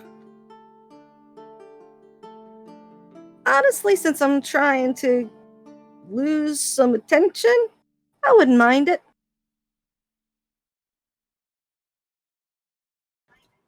We might be in the need of some professional locksmiths in the future.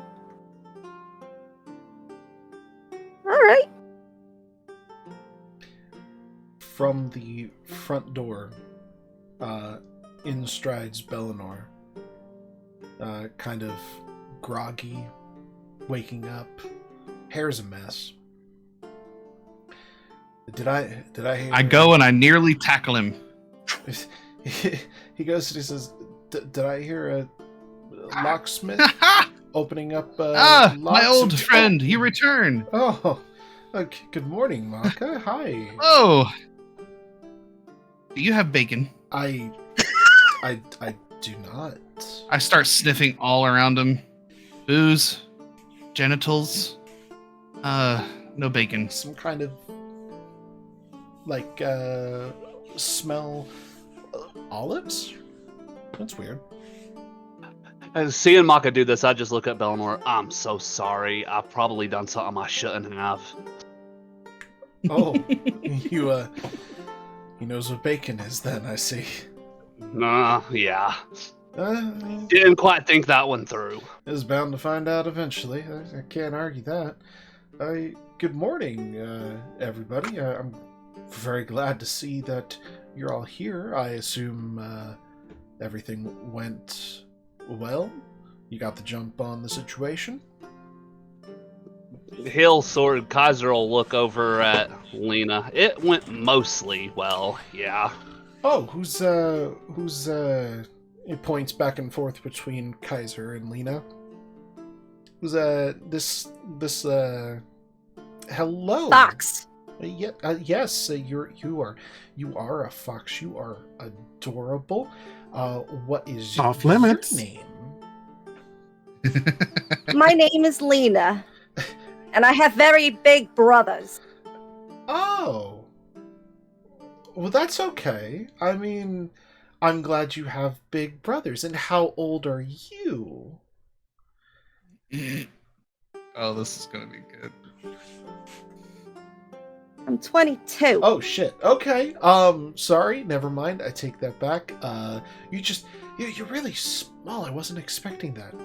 I'm sorry. Dream. I thought she was a kid. What do you mean off limits? Come on.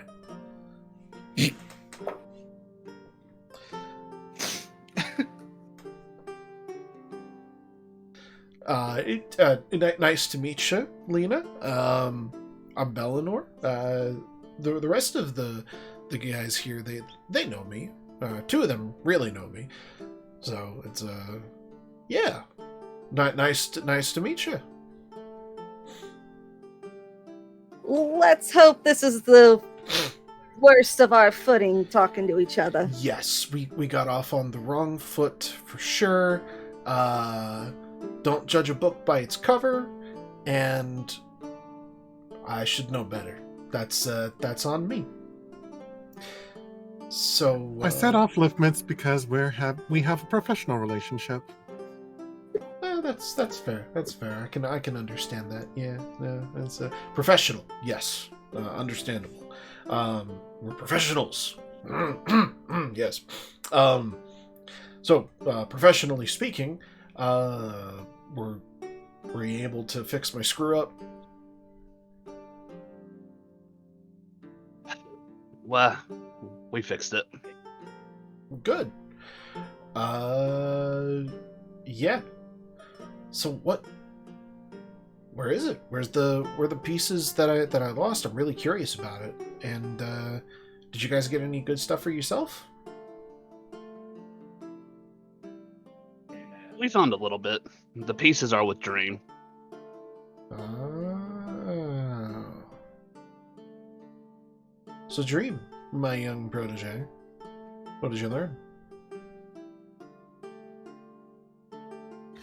That this, and I set the short sword on the table, is fascinating. Huh. It's pieced back together, but not at the same time. That's so weird. May I? By all means. He goes ahead and he lifts it up, and as he lifts the hilt of the weapon, it disconnects entirely from the rest of the sword and just becomes a hilt in his hand. Huh. Are you sure you did something with this? He puts it back down. This is kind of just what it did to me. I will pick it up. And it picks up full and proper. What the actual? How is... Oh, okay. Now I see. And I will shift it to its other form. Mm-hmm. Yep. Okay. Now I see it. As the blade pieces shoot off a little bit into a whip form. He goes, yep. Now I see it. Okay. I couldn't do anything with it because I don't touch that wind or earth. That's not my balance, but you know that. Indeed. Well, it ain't gonna do jack for me, so, you like it? You want it? That I do. Yeah, it's yours. Go ahead. That's fine. Get some use out of it. I ain't getting any use out of it. It's a mystery. It was a puzzle to be solved. And, well, it looks like the pieces are literally put back together like a puzzle. So, yeah. That being said, I'm willing to bet that a similar type of weapon, probably one attuned to fire and water, is probably out there. I wouldn't be surprised. There's a lot of things that take influence from the planes, for sure. I'll have to keep my eyes out. Who knows? Maybe I'll run into something. That'd be fun. But yeah, that is all I needed in this town. Yeah. So I'm going to be heading out to the east. I got a lady that I know out on the shore. Let's just say emeralds are kind of her thing. And I know where I can get a couple. I hope she likes them. I have no idea what all of that meant. You're not alone. Don't worry about it. Safe travels, and I'm sure that we will meet again. Oh yeah, at some point in time, for sure.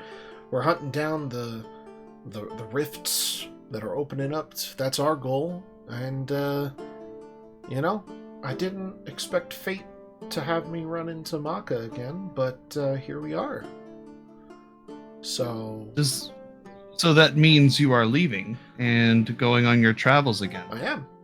I've got many other things to find, many people to save, and dash into the face of danger and rescue the damsel in distress. That's what I do.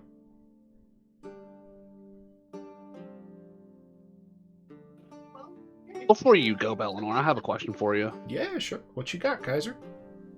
We're going to be heading out west soon. What can you tell us about Gunner's Pass? You see him freeze up a little bit. Gunner's Pass? That's the one. Why would you want to head in that direction? It's where our clues are pointing us. Yep. Either Asterfel himself is there or something important that'll help us with him is out there. Well, he has been a thorn in the side of the people in the area for sure.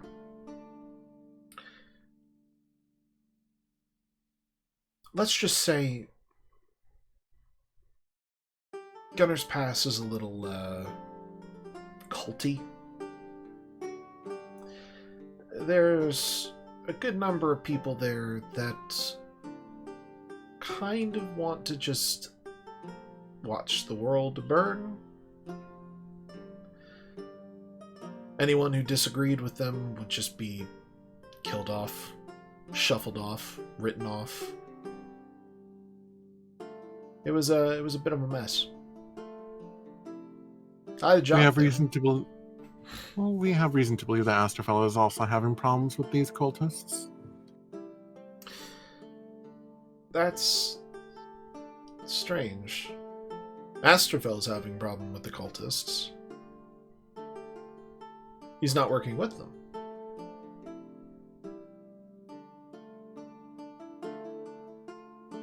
Should they be? Honestly, I don't know. Asterfel's a new piece on this chessboard recently. Last year and a half. Before that, I hadn't heard of him. Well, if what you're saying is true about how they are over there, they might make willing or even perfect test subjects for his little experiments. True. And it could be an issue there. Look, I have no love for these cultists. I had a job there a couple years back, and I just really wanted to, I was happy to put that place behind me. I would like to know who here is proficient in insight, if anybody. I am. I am also proficient. Okay. I would like both of you to roll an insight check for me.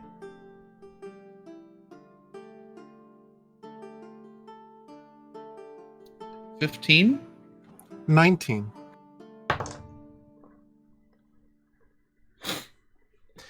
Maka, you don't notice this.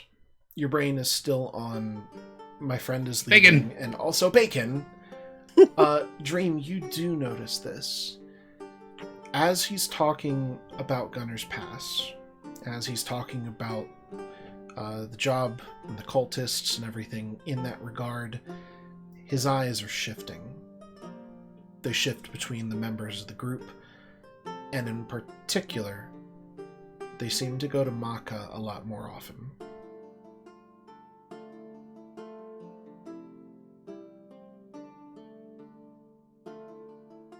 Bullshit!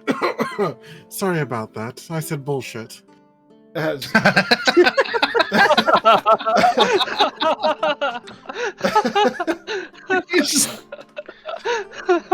Very smooth. That you did. Good on you. Are you saying what do you mean by that? Is it? He's Is not it- telling the whole truth. Oh, he's not telling the truth. Dream, come on, it's uncomfortable. I don't. Get a remove disease spell then. No, that's not. And he turns and looks over to Lena. That's not what's going on. I promise. Looks over at Kaiser. That's really not what's going on. 100%. I might be able to help with that. It's not an actual thing. I promise. That's not what's uncomfortable here.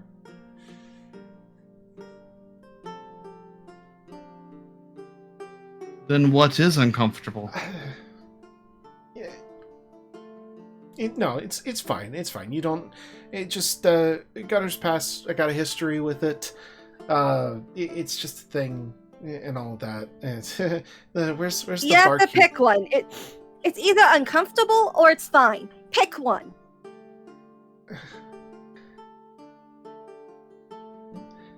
I would like a group persuasion check because this seems like you're all ganging up on him for that. Let's get the first group persuasion check that I can think of. Everyone, go ahead and roll your persuasion. Oh, this ought to be real. Just, good with Kaiser. Letting everyone know I'm -1 right now. Same. That's Kaiser. I'm -1 on my persuasion.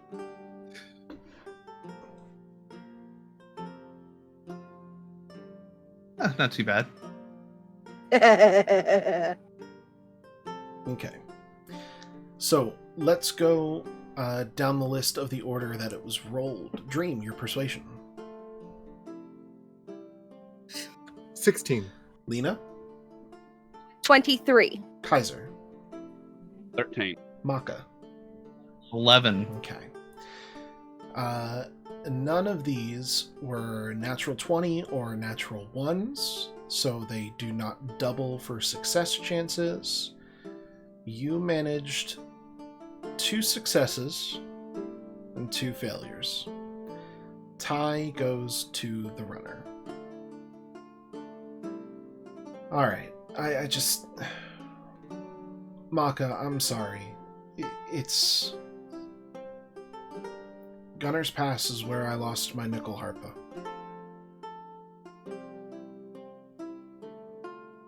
Wait. Yeah. That is where I was held. Yeah.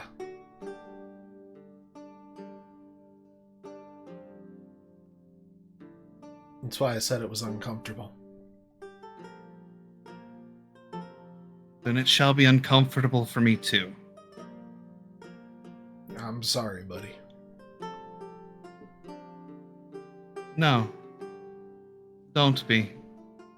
We all have discomforts.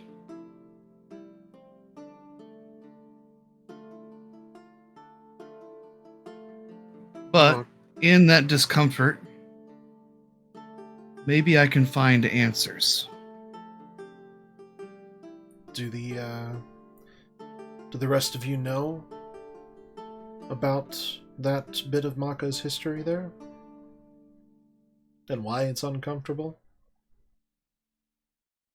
They might. I just started hanging out with these guys last night. Fair.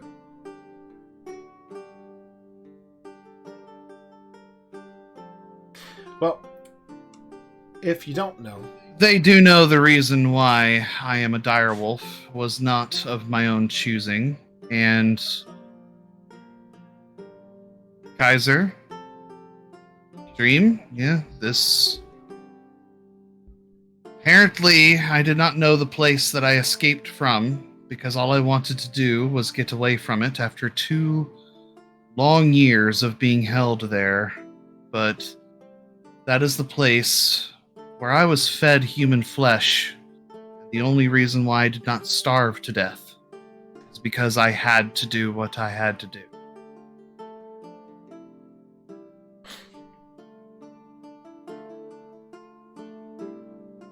Honestly, I understand that. Well, Maka, it sounds like you have a choice.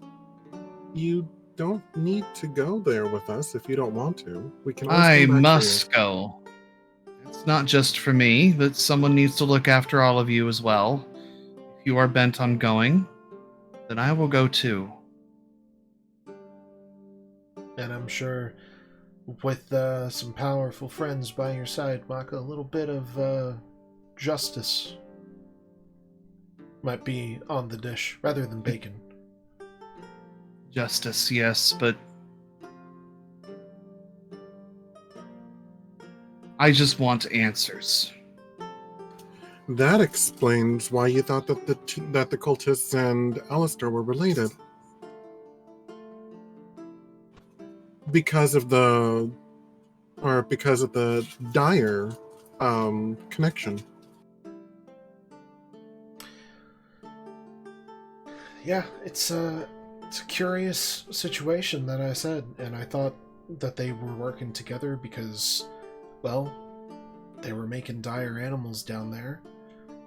He suddenly has a lot of springing up, a lot of issues. We've got dire animals cropping up all across the area. To hear that he's having problems with the cultists? What kind of problems? Like they're just like breaking away, or they're being insubordinate, or they're fighting each other, or like what kind of problems? We didn't actually clarify. You know as much as I do. The note that we found, the missive, said that they were having problems with them. Can I see that note? I hand it over. Okay. He reads it. It definitely seems he's saying that they're too fortified. He's trying to rout them. So he's not working with them then. If he's trying to rout them, they're not working together. You just said that twice. But I'm very confused about that, because that goes counter to his logic from before. If the cultists then are the ones creating the dire animals, is Asterfel doing it too? I'm very much so confused. I thought it was one problem in the same, but it sounds more like there's two separate problems now.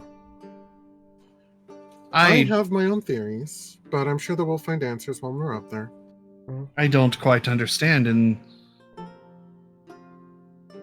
if I am correct, Kamea, Quebeca, and I were just meant to be disposals of undesirable humans.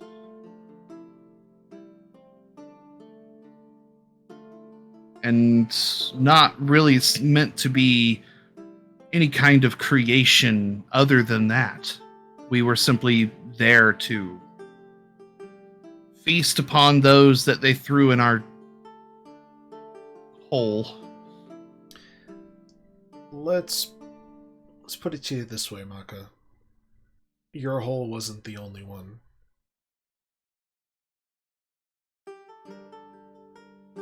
I went for the one that I had access to. Yes, you were quite the curiosity. I didn't question it at the time, but you jumped in, which was the most unusual thing, and I believe that is the reason why we hesitated with you. Because almost all of the other humans were thrown in from above. Why did you jump, unlike the rest? You know, I asked myself that question a couple times. I did afterward. But I felt guided. I had faith in my abilities, that anything that was down there I'd be able to handle. I had faith that they wouldn't come after me, and it was the safest place to go. And then I saw what were 3 creatures down in that hole. Scared. unsure of what was going on. Hungry, but not just for food. Longing for freedom. The only light that we had was above us. That tiny square. The only water we had dripped from the walls. Well, we got out of there together, and I was able to formulate a plan.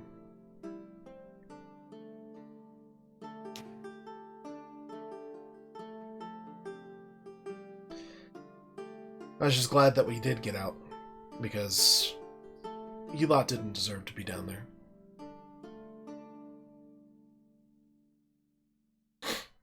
I wish I could have gone back for the others, but...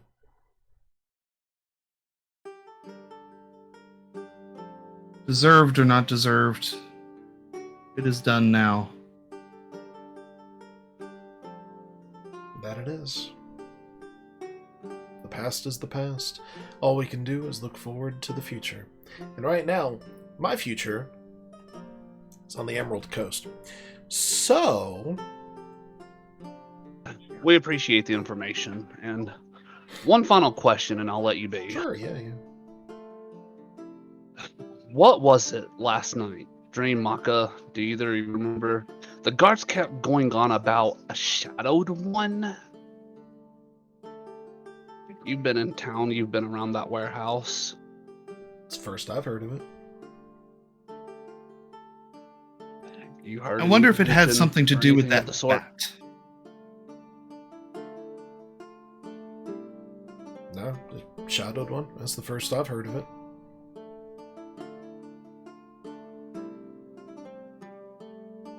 It seemed like they were thinking we were on the side of some sort of evil mastermind.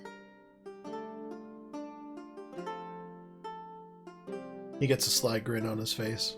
Well, are you? I'm gonna keep my own counsel on that. Good on you. Good on you. I do remember that last night we ran into, well, there was a strange bat. A Kaiser hit it with a magical fireball. Fire blast? He hit it, and it disappeared. Oh, So- yeah. As a friend, if you see something strange, based on what they told me, we were being watched.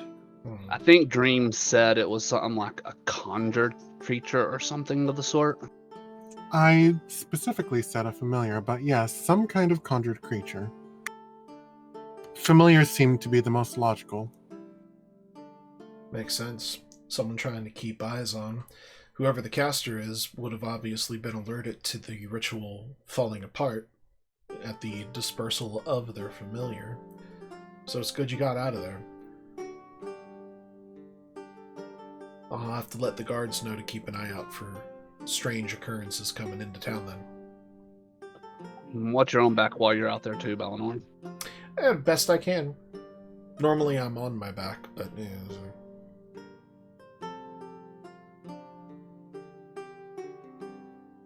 Again, I'm telling you, if you run into any complications like that that need resolving, I can help with that.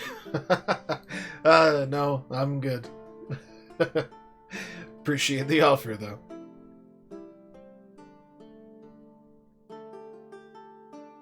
Now then, I must away, and it seems like all of you are planning on trudging into the lion's den, or more aptly, the wolf's den. I was gonna say, do they have lions there? Oh god, dire lions, could you imagine? It's too fucking cold up here for lions. That it is. What's a lion? Yeah, you wouldn't have, I don't even know how to describe it. That's gonna be your job. I'm gonna go. He stands up and starts backing away from the table. So, thanks for helping me solve that puzzle, and good luck with that, and good luck with that, and okay, bye, and then just darts out the door.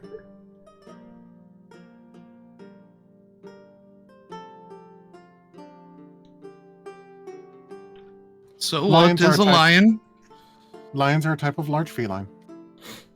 So they're like you. They're different color. And the boys have shaggy hair around their faces. Like you. Like Dream. Nah, they call it a mane, but it's kind of really around the face. Well, so it is different than Dream with the extra hair around the chin and. Yeah, this is like a whole way around sort of situation. So the extra hair encompasses the entire head. Pretty much. As this conversation continues on, revealing to Mako what a lion is in whatever form it takes in his head, we're going to go ahead and take a break. I was about to say, before we hop off to that, Kaiser's going to stand up. As riveting as this conversation is, continue to explain it to him. I'll be back. And I'm going to start heading towards the blacksmith. Okay. We will go ahead and handle the blacksmith when we get back from the break. We're going to go ahead and take 10 minutes now to go ahead and get up, stretch, use the restroom, grab some water. I recommend all of you do the same thing.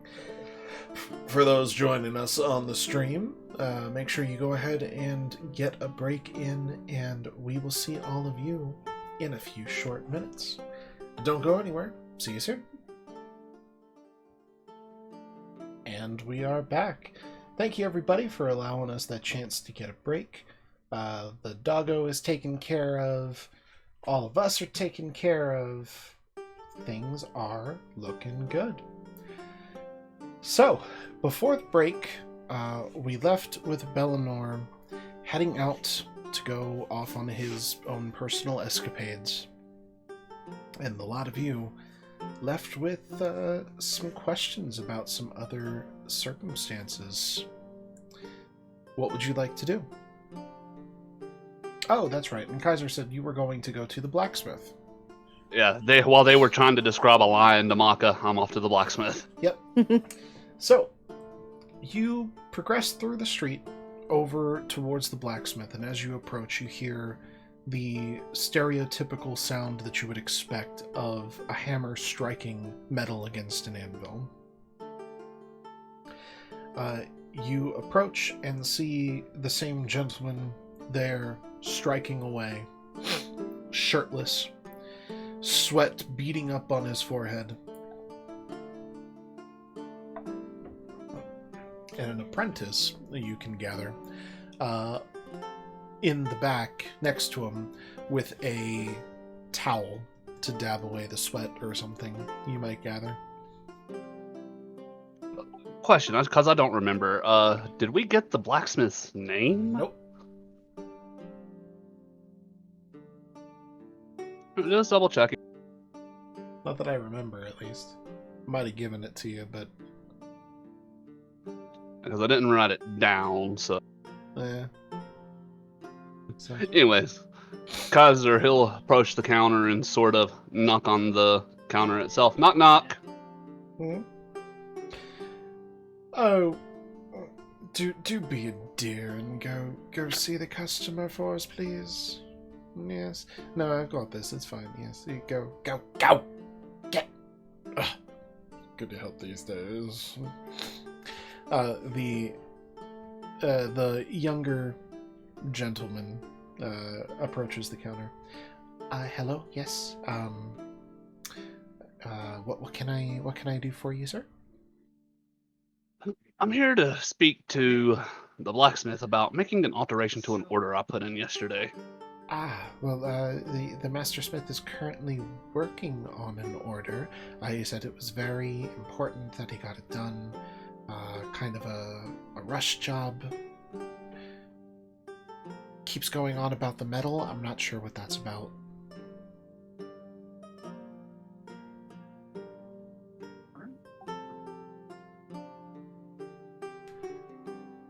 But he is very busy. I don't know if I can pull him away from it. I could try, but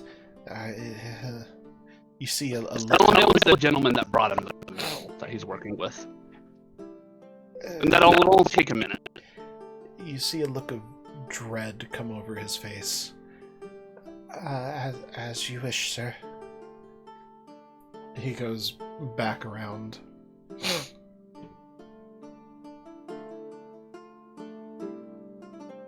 Sir, there seems What have I told you about interrupting me during my me time? That's 30 lashings for you. Question, can I hear that conversation by chance? Yes, you can. I'll just... no, don't blame him. It's me. It's my fault. Oh, the darling that brought me the adamantine. Oh, yes. You've come to check up on my work, I assume, yes? Actually, more of a second request in regards to it, if you don't mind.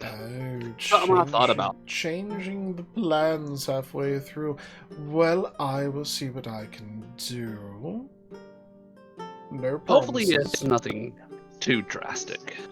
Well, what do you have in mind, dear? I'll pull out the hilt to Zelu's touch. I want to fashion on my friends a hilt or some kind of sheath that can hold this.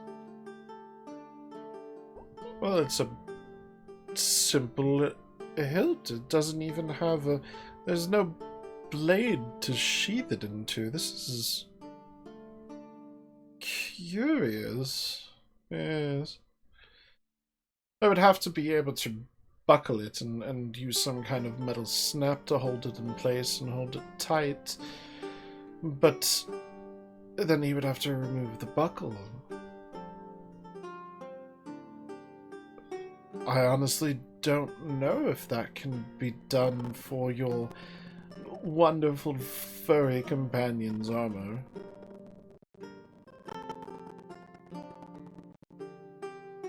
Be quite the challenge to be able to hold it and release it and do everything that you would expect of it.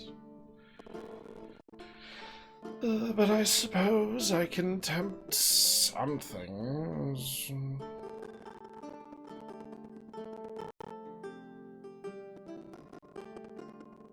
Yes.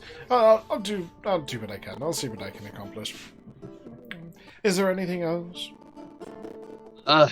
No, I appreciate it. Sorry to bring that up short notice. It was something that just crossed my mind last night after some activities. It's cool activities. I see. Made you think of leather straps and you wanted to know how to holster this. I perfectly understand. Well, I shall do my best, but for now, in order to complete this job, I must get back to my me time. I'll pull out a gold coin and hand it to him for the trouble. Oh, absolutely, dear. Thank you so much. Now, back I go. Kaiser, once his back is turned, Kaiser sort of shivers a little bit as he heads out the door. The clanging of hammer to steel to anvil begins to repeat once again.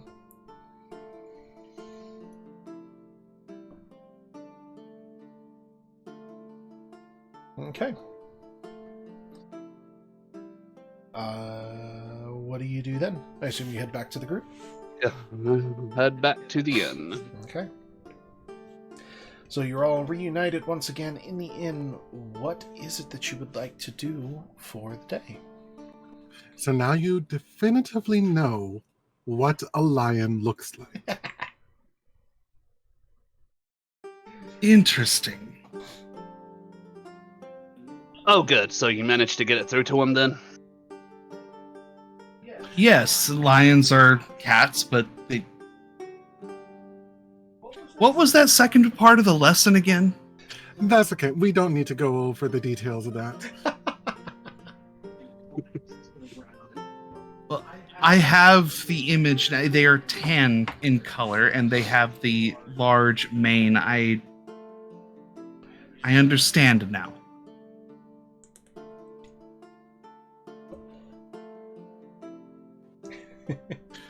So yeah, Anyway, what's the plan for the day? well, I was hoping to try and find more about this shadowy figure. The guards, you said, were talking about them? Yeah, the ones that we were dealing with last night, they kept saying we were working for a shadowed one or something of that like. They thought that we were. Getting information out of them might be a little more difficult than I anticipate then. Wasn't there something of the like from the paper that we found at the big den under the ground before we came here?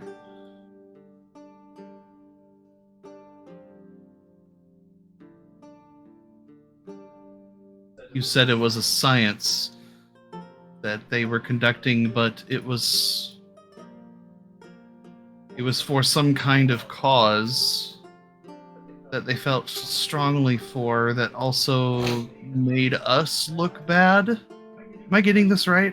I believe that's what I remember. Now that you mention it, I think that the notes did mention something about a black liquid-like substance that displayed intelligence.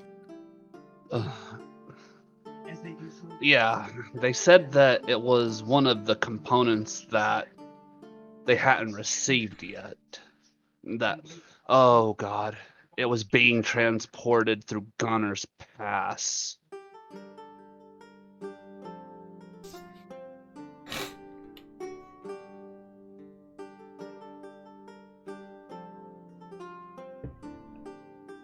Do you think that I might have left capture and stayed around here?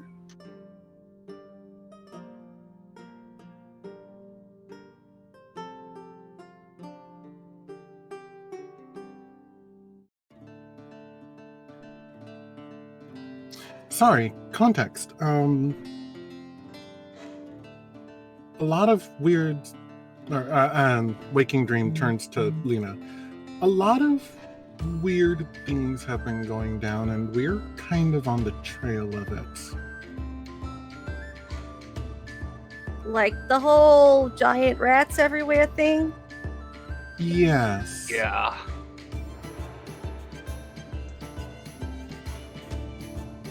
It just seems that you have stuck with us this entire time, but we are chasing something Extremely dangerous. Buddy, I'm from Missport. You're gonna have to be more specific. Is it dangerous to my wallet or dangerous to my body? Body. Definitely the body. Well, it's a good thing we got a doctor with us.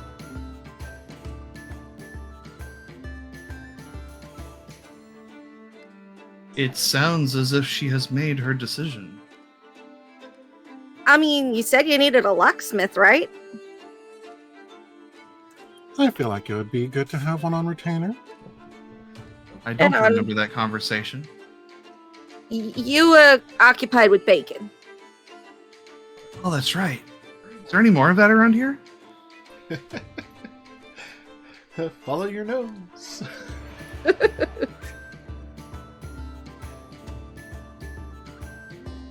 So, what kind of benefits come with this retainer?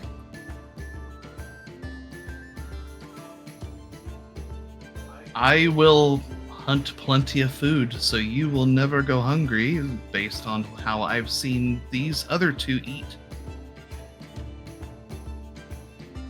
Free medical services. And protection. We watch each other's backs. I also have quite a history with herbs and things of that nature, if anyone needs them. I know how Again, to find plants. I'm from Missport. You're gonna have to be more specific. We also get a fair share of any loot that, or any loot or money that we would find. By fair, I mean equivalent, divided evenly between us. All right.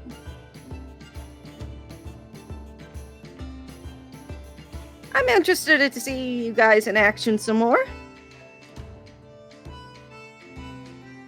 I really want to see how this all works. Very well. As that is something that you say a lot,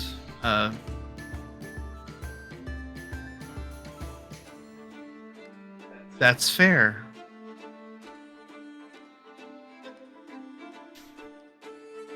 Trust me, I'm not shy about saying so if it ain't.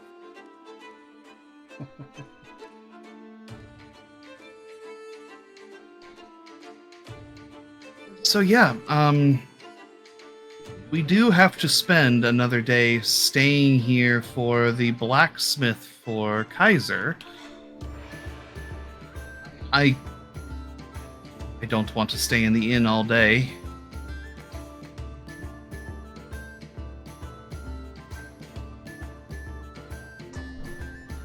There didn't exactly seem to be a lot to do around here. Well, now we have something to do. We need to, are looking into this shadowy man. Yeah, I remember one of them saying that we was serving a dark one. Is that like a racial thing or a morals thing? I'm hoping they mean moral thing. Perhaps we could ask about the dire rats that attacked this place. I keep hearing about that. Perhaps there are some left over, or there's any other clues that might help us from what happened here before we arrived. The farms look very sickly compared to Dialt.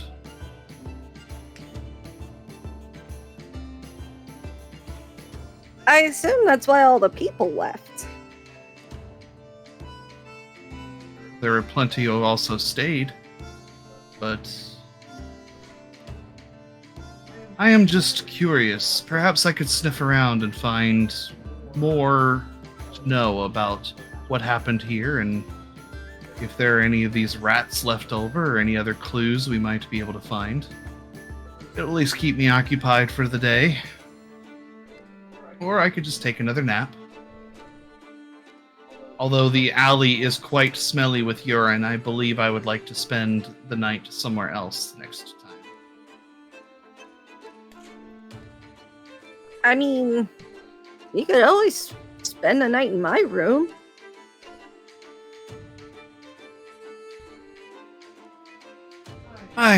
Sure. Yes, that is fine. But for now, what do we do? Do you like come and go a lot during the night though? I am more of a morning and evening person. I believe, what was the word? I remember it coming to my mind once.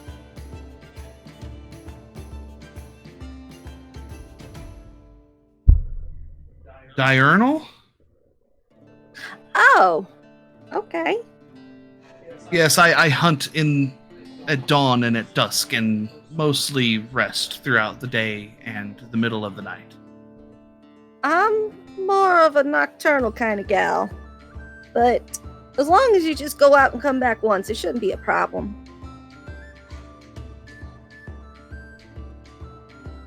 I just do not want to alarm people.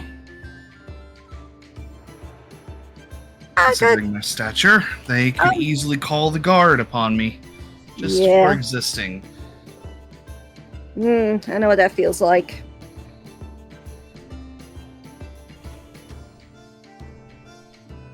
Well, if that's the case, then I know that we are staying here for the day. I could go out to the farm fields and see what I find there. While you do that, I'll ask questions around town, see if I can't figure something out.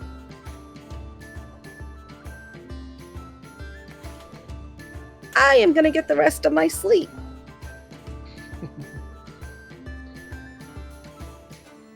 All right.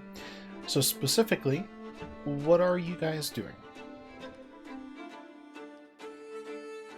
I would like to inquire and ask people around town if they've seen this shadowy person or dark one or whatever they've been calling it. Is that Dream referencing that, or is that Bengali not knowing for sure what it was? That is Bengali. The shadowed one. And yes, asking questions about the shadowed one. Okay. Amaka, what are you going to be up to? I am going to be sniffing around the farmlands and the greater perimeter of that area in order to find whatever smells that might link back to the dire animals that people claimed were around here. Anything that might link back to what this town suffered from. Okay. Kaiser? I guess considering the task that Makal he's undertaking, Kaiser will join him. Okay. And Lena, you going to get some more sleep? Yeah, she didn't really plan last night's heist ahead real great. All right, sounds good. Let's go ahead then with Dream in second, actually. Yeah. Let's go Maka and Kaiser here. So the two of you head off to the local farm, trying to get an idea of what all is going on and everything. You approach the farm from the outset. This is one of the ones that you were overlooking last night when you both went out and sat under the tree for a moment. A couple farmers, two, when I said a couple, I do mean a couple, are out there tending the field and doing what they can. There isn't much to tend, so they're not really showing any kind of rush or expediency. But two of them, both male, seem to be out and about, walking around, doing their thing. What do you do? I just start. If there's any parts of the farm field that look particularly different from the rest, like more claw marks, scratch marks, dens, like, things that are out of place that I would know from living in a more farming area of Dialt that I could investigate through smell. Sure. Let's go ahead and make a perception check with sight first to try to guide you in the right direction from a distance. Okay. That is a 7. Okay. Now let's go ahead and get a perception check with smell. The 23. Okay. So you wander out to the field and you're trying to take a look and see what you can find, and originally you're not really sure what section looks off the most, and you kind of just head into a direction. The direction is, in this case, towards the farmers, and with the smell, as you approach the area, you are able to pick up just the faintest hint of kind of sickness, rot, decay, coming from beyond the farmers on the opposite side of the farm. It's very faint.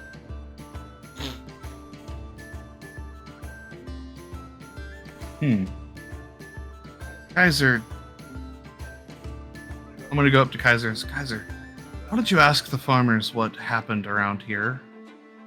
Over on that side of the farm, I can definitely smell continuing traces of the sickened, dire rats and animals that were around here. Alrighty. And I'll nod at Maka and I'll start making my way towards the farmer. Okay. You head over to the farmer, and he looks up and greets you. Oh, hello again. It's nice to see you. I see you brought your furry friend out here with you for a little visit to the field. What brings you out to my neck of the woods? Yeah, actually, we're new around here, and we've noticed that things are just not great around here. Can you tell us what's been happening or what's been going on? Yeah, things have been not so great. Honestly, it's been a little rough out here. The circumstances out here are kind of quiet out on the farm. We're doing the best we can with what we've got, and periodically there seem to be some plagued rats that end up coming in and eating up the crops, doing whatever they can, destroying the pumpkins.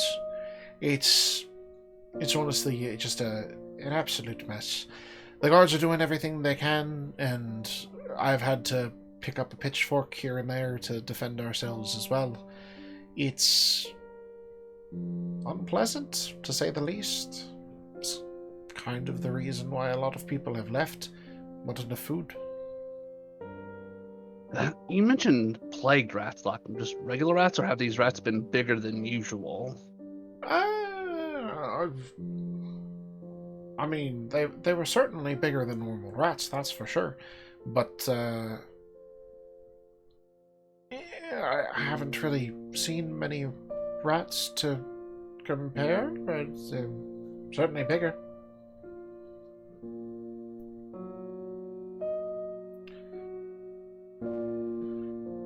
So, in particular, can you... And I'll sort of point off in the direction Maka said that he smelled those scents from. What's out in that general direction? Oh, out there. Well, strangely enough, that's the direction the last attack came from.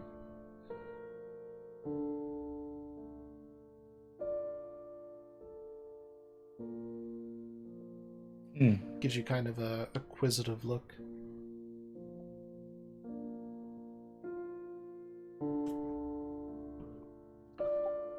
Did Maka stay behind, or did you walk up and join me?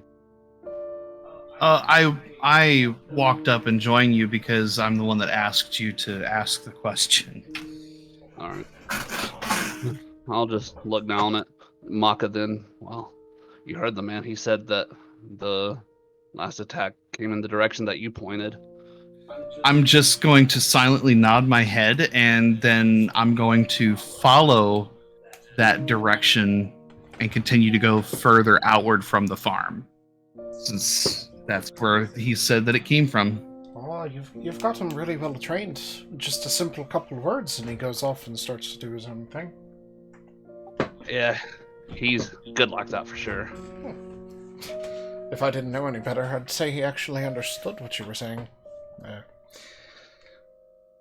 Well, if he finds anything, it's there. Just hopefully he keeps himself safe, and you keep yourself safe out here as well. I don't want anyone getting hurt on my land. I'm curious, is any of the farmland, like, in the immediate vicinity look sort of dead or diseased or poisoned or anything like that? Make a perception check.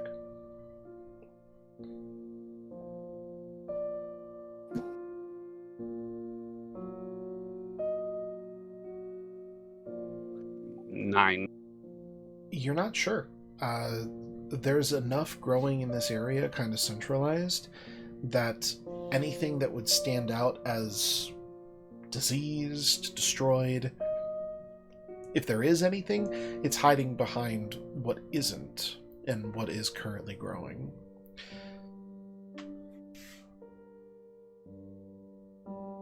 Alrighty. I'll just look at the farmer. Well, thanks for the information and good luck with everything here. Hopefully things will get back to normal for you guys soon. Yes, much appreciated.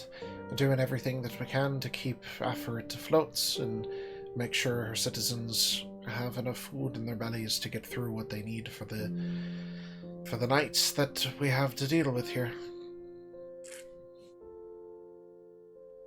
And before I go, I'll touch my symbol of Cometa that's on my robes and just offer a quick Cometa, bless and watch over these and guide them with your graciousness.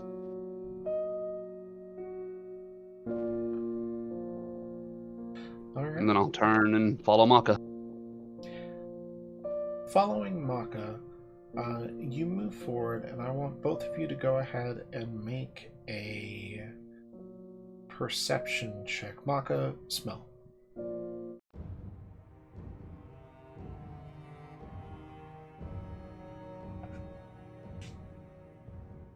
16. A 12 for me this time, better than the last one. Okay. Maka, you're the first one to pick it up on the gentle breeze that's blowing through these fields. That scent of decay is much stronger as you approach this direction. And more importantly, you're getting the smell of old blood. Kaiser, as you see it, so does Maka. There seems to be the corpse of an animal hidden amongst some of the crops here, and these crops are very much so wilting and do not look healthy.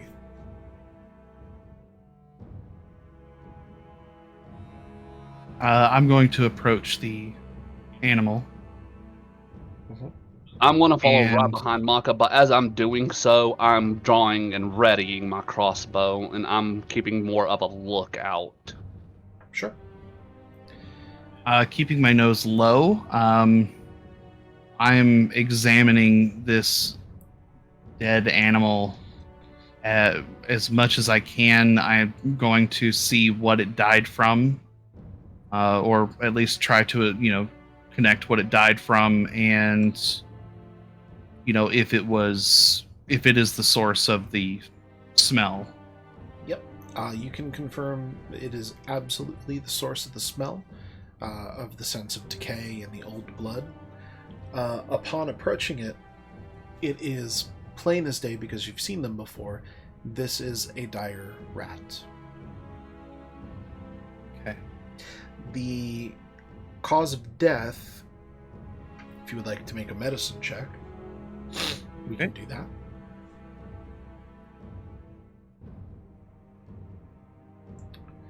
Seven. It takes a little bit of looking over it to figure out exactly what it is, a little bit of churning it and moving it, which you feel safe enough to do. But after churning it off of its side and flipping it over, you can see 3 large puncture wounds in a straight line on its side.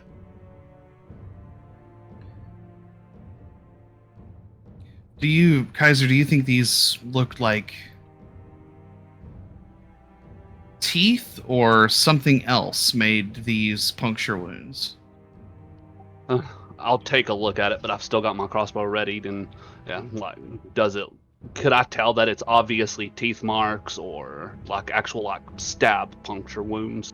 That would be a medicine check from you.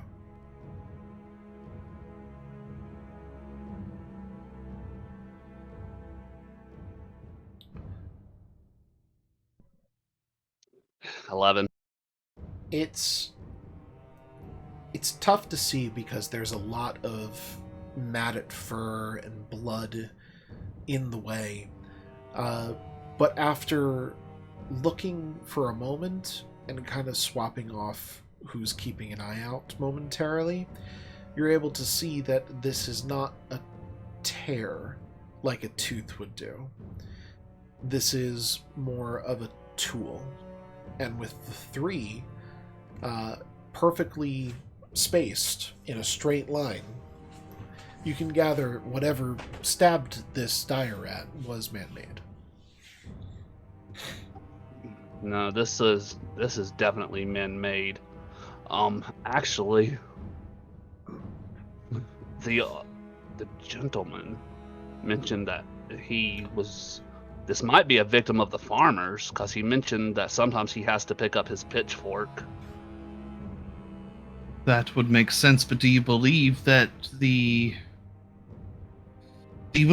dead here is what's causing all of the problems for their crops? I mean, I've noticed that the smells of decay continue to be strong even around the plants surrounding this.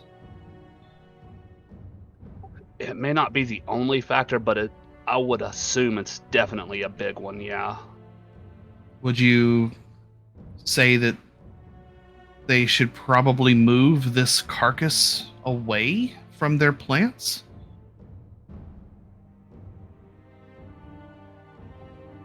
Yeah, but at this point, with this so widespread as it seems, I don't even think that would be enough at this point. It's still early spring. I would think that they would want to continue growing more of their crops within the next month, or at least the next couple of moons. Oh well. Is there any other smells here? Or is this basically like the strongest point in the farm fields? This is definitely the strongest point in the fields here. All Okay. of the other individual smells that you're getting are of similar nature, but far weaker. Almost like it's just the lingering, and most of it's coming from the crops on an external level. This here, you can smell it's even suffusing itself into the soil immediately. So you're getting the mix of disease, smell, and soil specifically. Yes. I would like both of you to make a Constitution saving throw. Interesting. Okay.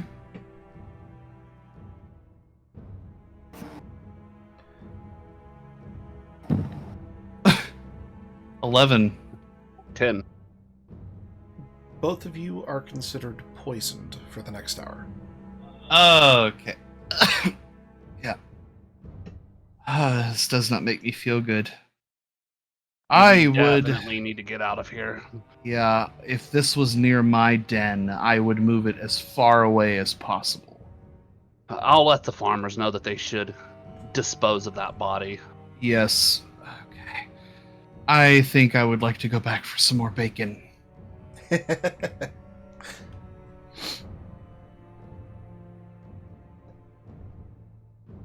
Alright. I've got just enough left. After we're clear of the area, I am going to put lesser restoration on me and Mako. Okay, removing the poison status. Very good. Much thanks. Ugh, I always hate that feeling. Ugh. Okay. You pass along the advice to the farmer, and the day is relatively taken up with the searching of the farm and the investigation and talking. It's now a little bit into the early afternoon at this point. Do you want to head back into town, do something else? I think after that, yeah, he said he wanted some bacon, and I agree. Kaiser could use a drink himself after that. Alright, so you head back into town. Let's go to Dream. Dream, you set out at the same time that the other two do to go ahead and try to gather some information in town. Where would you first like to go? Well, I guess talking to the guards would be prudent, so finding the nearest guard. Okay. Heading out into the town, it takes a little bit to find a guard. The nearest one actually ends up being at the front gates to the town itself. you manage to make your way over to them, and there they stand.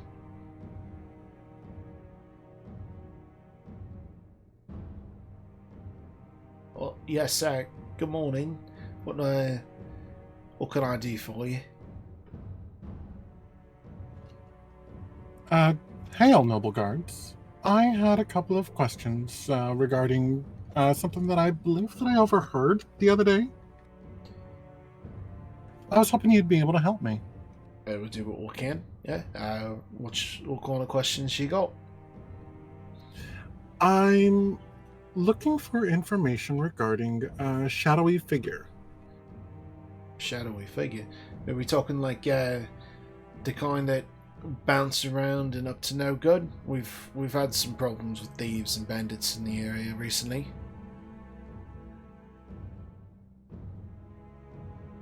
That's a good place to start. Well, we've had a carriage or two, a cart popping out of the town, merchants. Some of them make it out alright. Another couple come back saying they were ambushed, lost all their goods, rested up in town, went a different way later. We've had some reports of break-ins in some of the homes that have been abandoned here in town, but most of those ended up being, well, they're abandoned, so not much in there. Mostly squatters, just looking for a place to rest.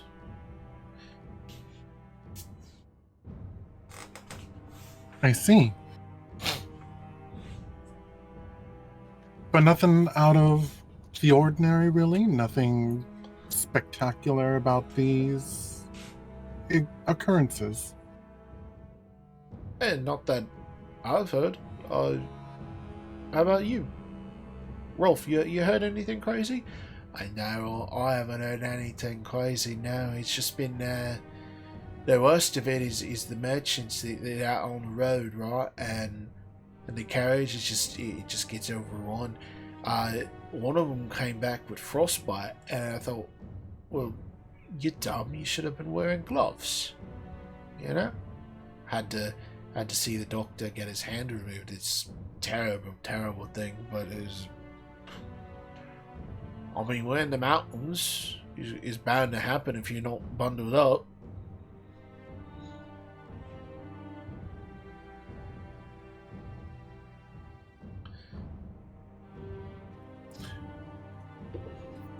Fair enough. I appreciate your time, gentlemen.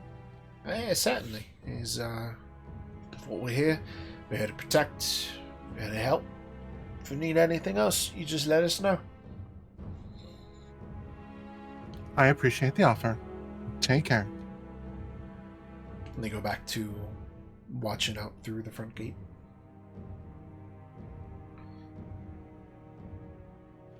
So either I'm not asking the right questions, or I am way off base on my assumption. Is there another place you'd like to go?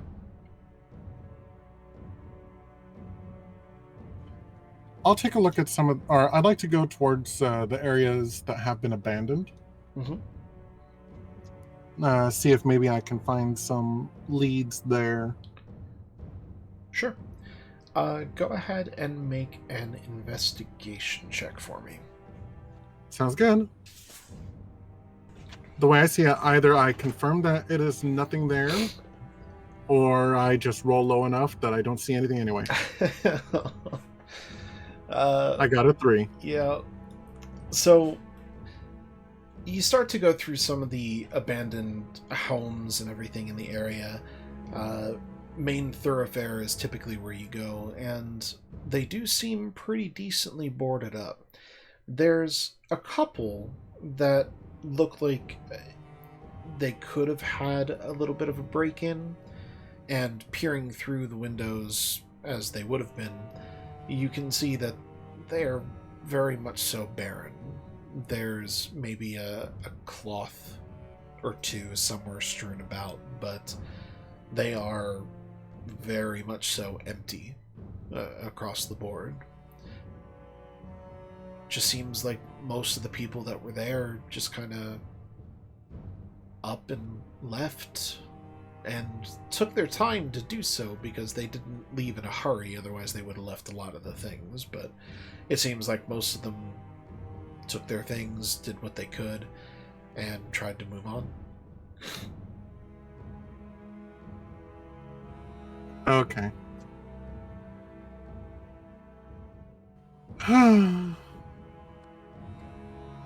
Well, I guess I shouldn't be too terribly upset.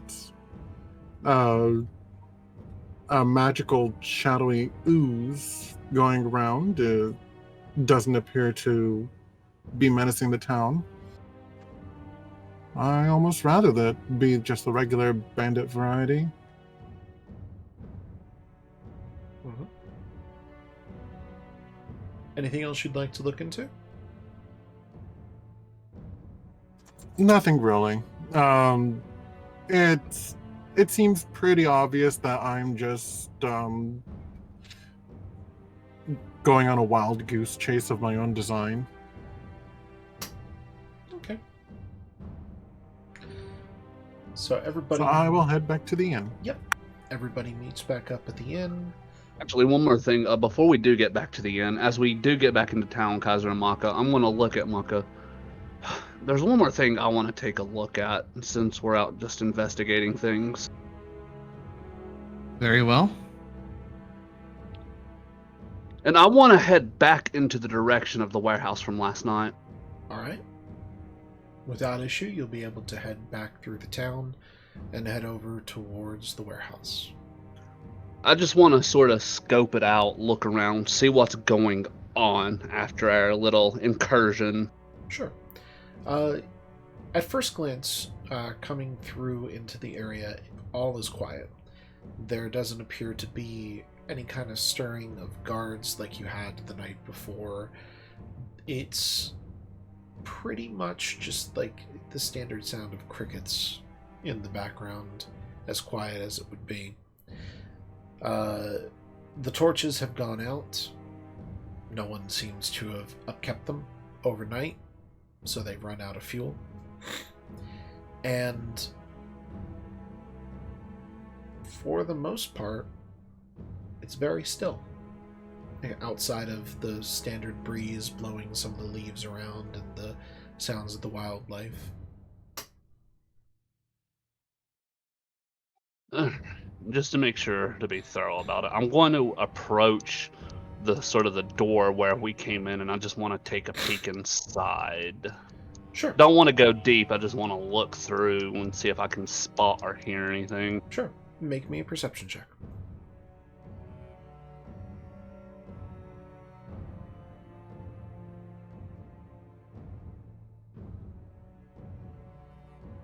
$23. With the 23, you are very confident that there is nothing to catch you off your guard when it comes to noise, movement, anything of that nature. Looking down the hallway, as a matter of fact, considering that we didn't do anything with them, can I still see the bodies that we left from last night? Yes, you can. Okay. I'm satisfied then, and I'll turn and look back. Alright, I'm done. And I'll start to head back towards the inn. I'll simply follow without word. Okay. Everybody meets back up in the inn, and you share the knowledge that you've gained with one another. And the rest of the day is yours to ruminate, discuss, and do as you see fit. Well, the first thing I'm doing is I'm going to order some bacon for myself and Maka, and a couple of strong, stiff drinks after what we had to go through there. Sure, not a problem. That'll run you a silver to do that. It's fine. As the night sets in, you see, for you especially, a familiar elven man come to the front of the inn, and he seems to be holding quite a heavy load behind him with the help of an apprentice, the one you spoke to earlier. Oh, now where is it? Oh! There he is. Hello, my good Dragonborn, sir. Yes, I have finished your rush order, your custom order. I figured you would be here. I'm so glad to see you, yes. Always a pleasure. Oh, yes, it is. Now, I was able to accomplish what you have asked me to do. It was quite an interesting approach because we needed to make it so that the leather could be held but released at an easy notice and something without a blade. Let me tell you, it was quite an interesting situation, but I believe I have fastened the clasp. You'll be able to pop it directly in and with enough force be able to pull it out and utilize it as need be. And you see it's right up here on the side, so it's within its mouth distance, if you will. Yes. Perfect. Couldn't have asked for anything better myself. Very good. Now then, shall I make sure that everything is appropriately fitting and everything seems to be all good and squared away? Yes? Probably wouldn't hurt. Very good. Now, let's go ahead and start with you, my good Dragonborn. Let's make sure that there wasn't any kind of complications with the adamantine as we put it on. No, you just stand right there and we're going to go ahead. And he reaches behind him to start getting the armor and begins to be exceptionally handsy with you with equipping the armor for you. Yeah, Gazer just sort of stands there rolling his eyes like, yeah, I just sort of figured. You've got quite the physique. It's quite a lot of muscle. It's very good. It'll help keep this going for you for certain.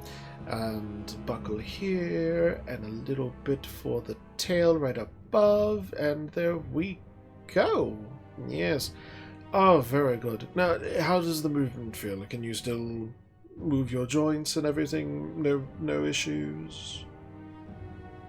Kaiser will sort of move around, twist, turn, walk around a little bit, and he'll make a few like swinging motions with his mace and like hold up his arm like he's putting up his shield. Yeah, feels good.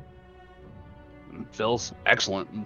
Better than what it even did before I gave it to you. Oh, I'd love to hear it. Oh, thank you so much. Oh, yes. I do take pride in my work. I'm so very grateful for that. Now, on to the fluffy one. Oh, I would love to see how this looks. Let's go ahead. He's not going to bite, is he? Oh, no, you're fine. He won't bite. Oh, good. Now then, come here, doggy. Let's go ahead and get this properly set up on you. We want you to be safe after all. I'm looking very uneasily between this man and Kaiser. Like, It's very all right, uneasy. Maka. It's all right. Let's let him work. It's easier if you just let him.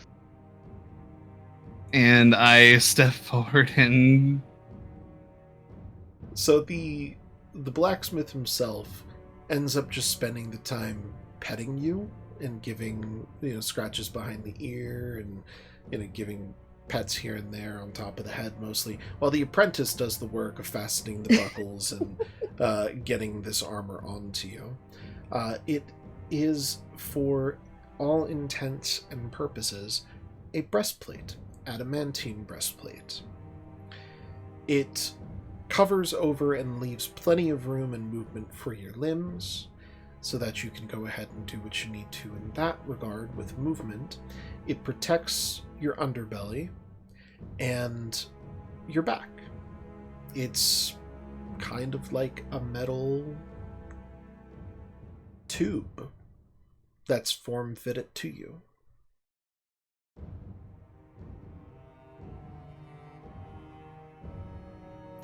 After the straps are done and it's fastened appropriately, he goes ahead and he stands up and looks and he goes, "Oh, yes, I can see it's a wonderful fit.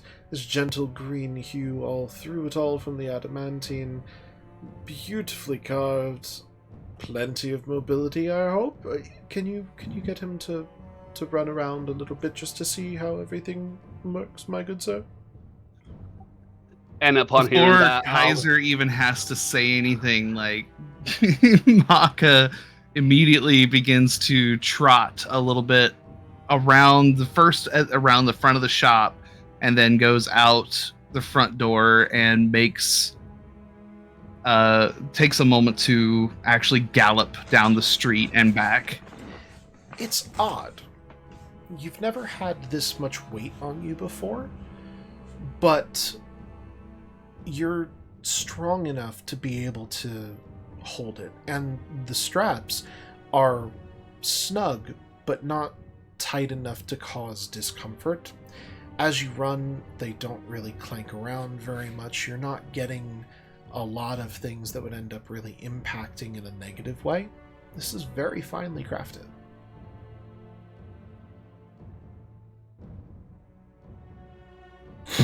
There's no issue with movement, like full freedom of movement here? Full freedom of movement.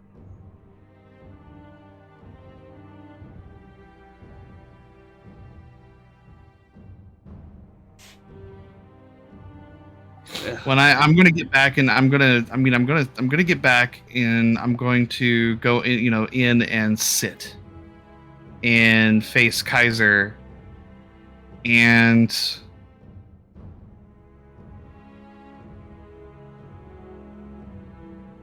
I'm going to talk. I'm just going to be like, I can't feel the wind onto my back. it'll take some getting used to. The smith. Oh, honestly, you're not going. Wait a minute.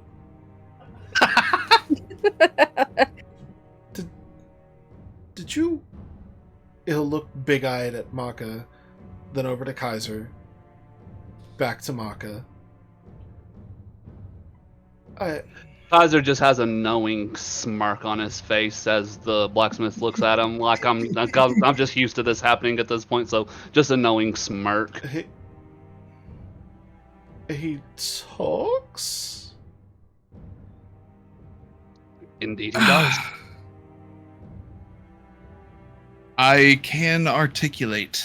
Oh my god, by the 12, you are so much more adorable now. Oh my gosh. Oh, if only I had known, I would have loved to sit there and talk with a big old wolf like you. Just look at you, so powerful, so fierce, so absolutely stunning in that armor, if I do say so myself. Maka's tail is wagging a little bit at, all of the praise and everything. Just does not know how to respond with language.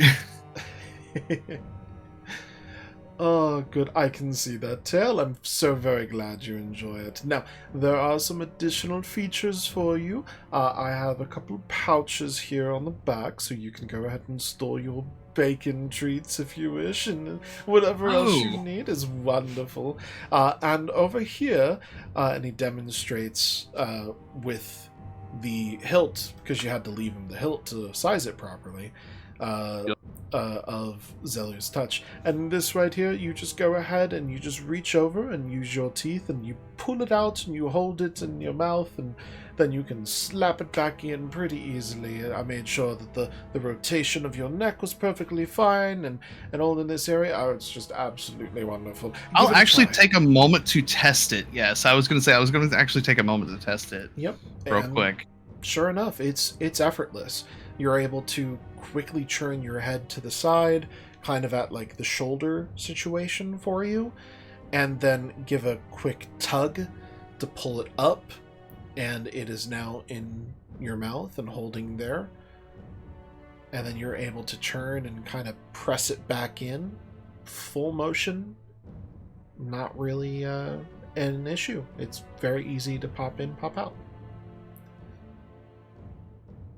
This is very interesting. Yeah. And okay, so are the pockets at a point where like I can easily like reach with my maw and like pluck things out of the pockets? There is one pocket on the opposite shoulder set there for you, so you can utilize that in a manner. And then there's a couple pouches towards the hindquarters. Okay, so yeah, the hindquarters. Yeah, okay. And so the tie thing that we just tried out, that's basically the weapon, right? Yes. Okay. All right. So that's okay. But and I hold the. Are I holding the holding it in my mouth for a second and then letting it go. Are you sure this is going to be able to withstand my bite? It's pretty good quality. It'll withstand your bite. Oh, I trust you on this. It's just so strange to not feel the air on my back and my belly. And just as a bit of a sort of taunt, I'll look directly at the blacksmith with sort of a smirk. I've handled plenty of swords in my day. I know well the quality and craftsmanship of plenty of them. Oh, yes, honestly, I hadn't pegged you for a swordsman. It's quite fantastic to know, actually. I'd love to compare notes if you want to stop by the shop after hours. Maybe another time. We've sadly got some urgent business that has to be taken care of. Oh, boo. Oh, that's very disappointing, but I understand. Another time. Anytime you'd like to stop by, you just come on by the shop. We'll certainly keep it in mind. Well, I must be off. I have to go and clean up a little bit in the shop before I leave it all askew. So... And thanks again for the effort. This is really fine quality stuff, and I'll ping on the armor. I feel so good having it back, though. Oh, I fully understand. And truly, it was my pleasure. Working with metal like that is not something you run into every day. It was an honor. Now you be safe out there, all of you. Come, Bernard, we're going to go and clean up the shop. And the two of them walk out.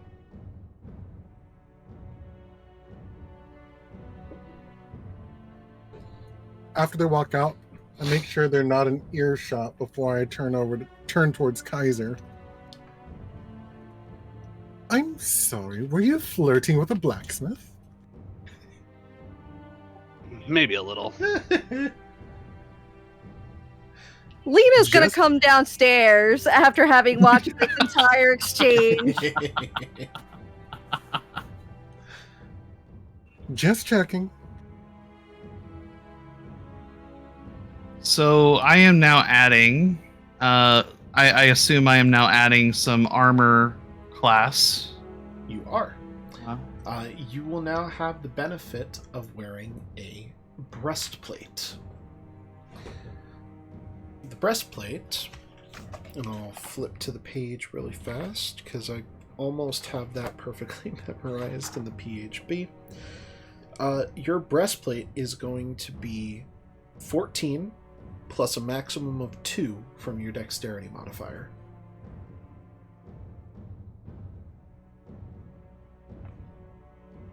Hold on. So that brings it up to 14. 14 plus maximum of 2, your dex mod is plus 3, so your AC is 16. That's actually higher than I thought. Mm-hmm. Breastplates are impressive. But yeah, you will now have a armor class of 16, and for the both of you, because it has been treated with adamantine, you are now both immune to critical strikes. Ooh, nice. What? Yep, you are both immune to critical That strikes. seems a little... Okay, all right. Fancy. Don't question it. Okay, so I I just don't. want to make sure it's fair. So just to make sure, my armor class doesn't change with this. I just gained the benefit of the adamantine, right? Correct. Okay, so I'm back to my good old sexy 18 then. Mm-hmm. Ah, thank God.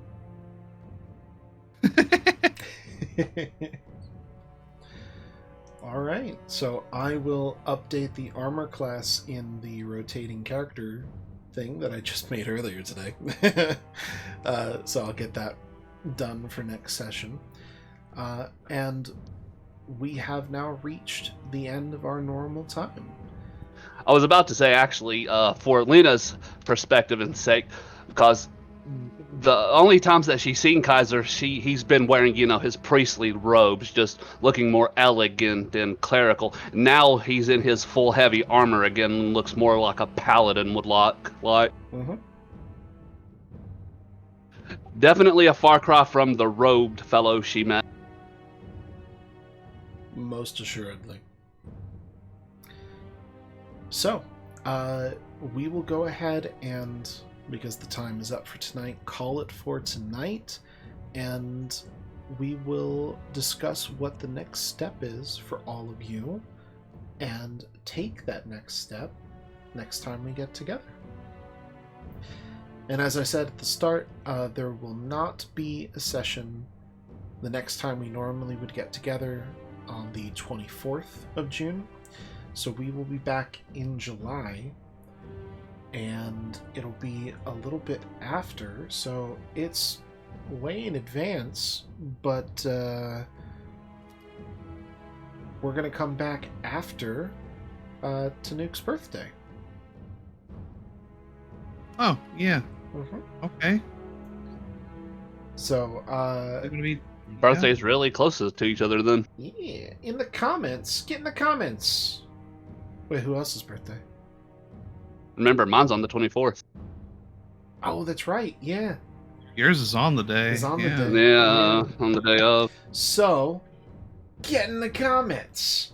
Say happy birthday to our Kaiser. Say happy birthday to our Maka. We're going to go ahead and have those on the in-between. And we will be back in July. Specifically, I'm pulling up the day now. Back on the 8th. So, it's a long ways away, and I do apologize, guys, but family, I have to go do this.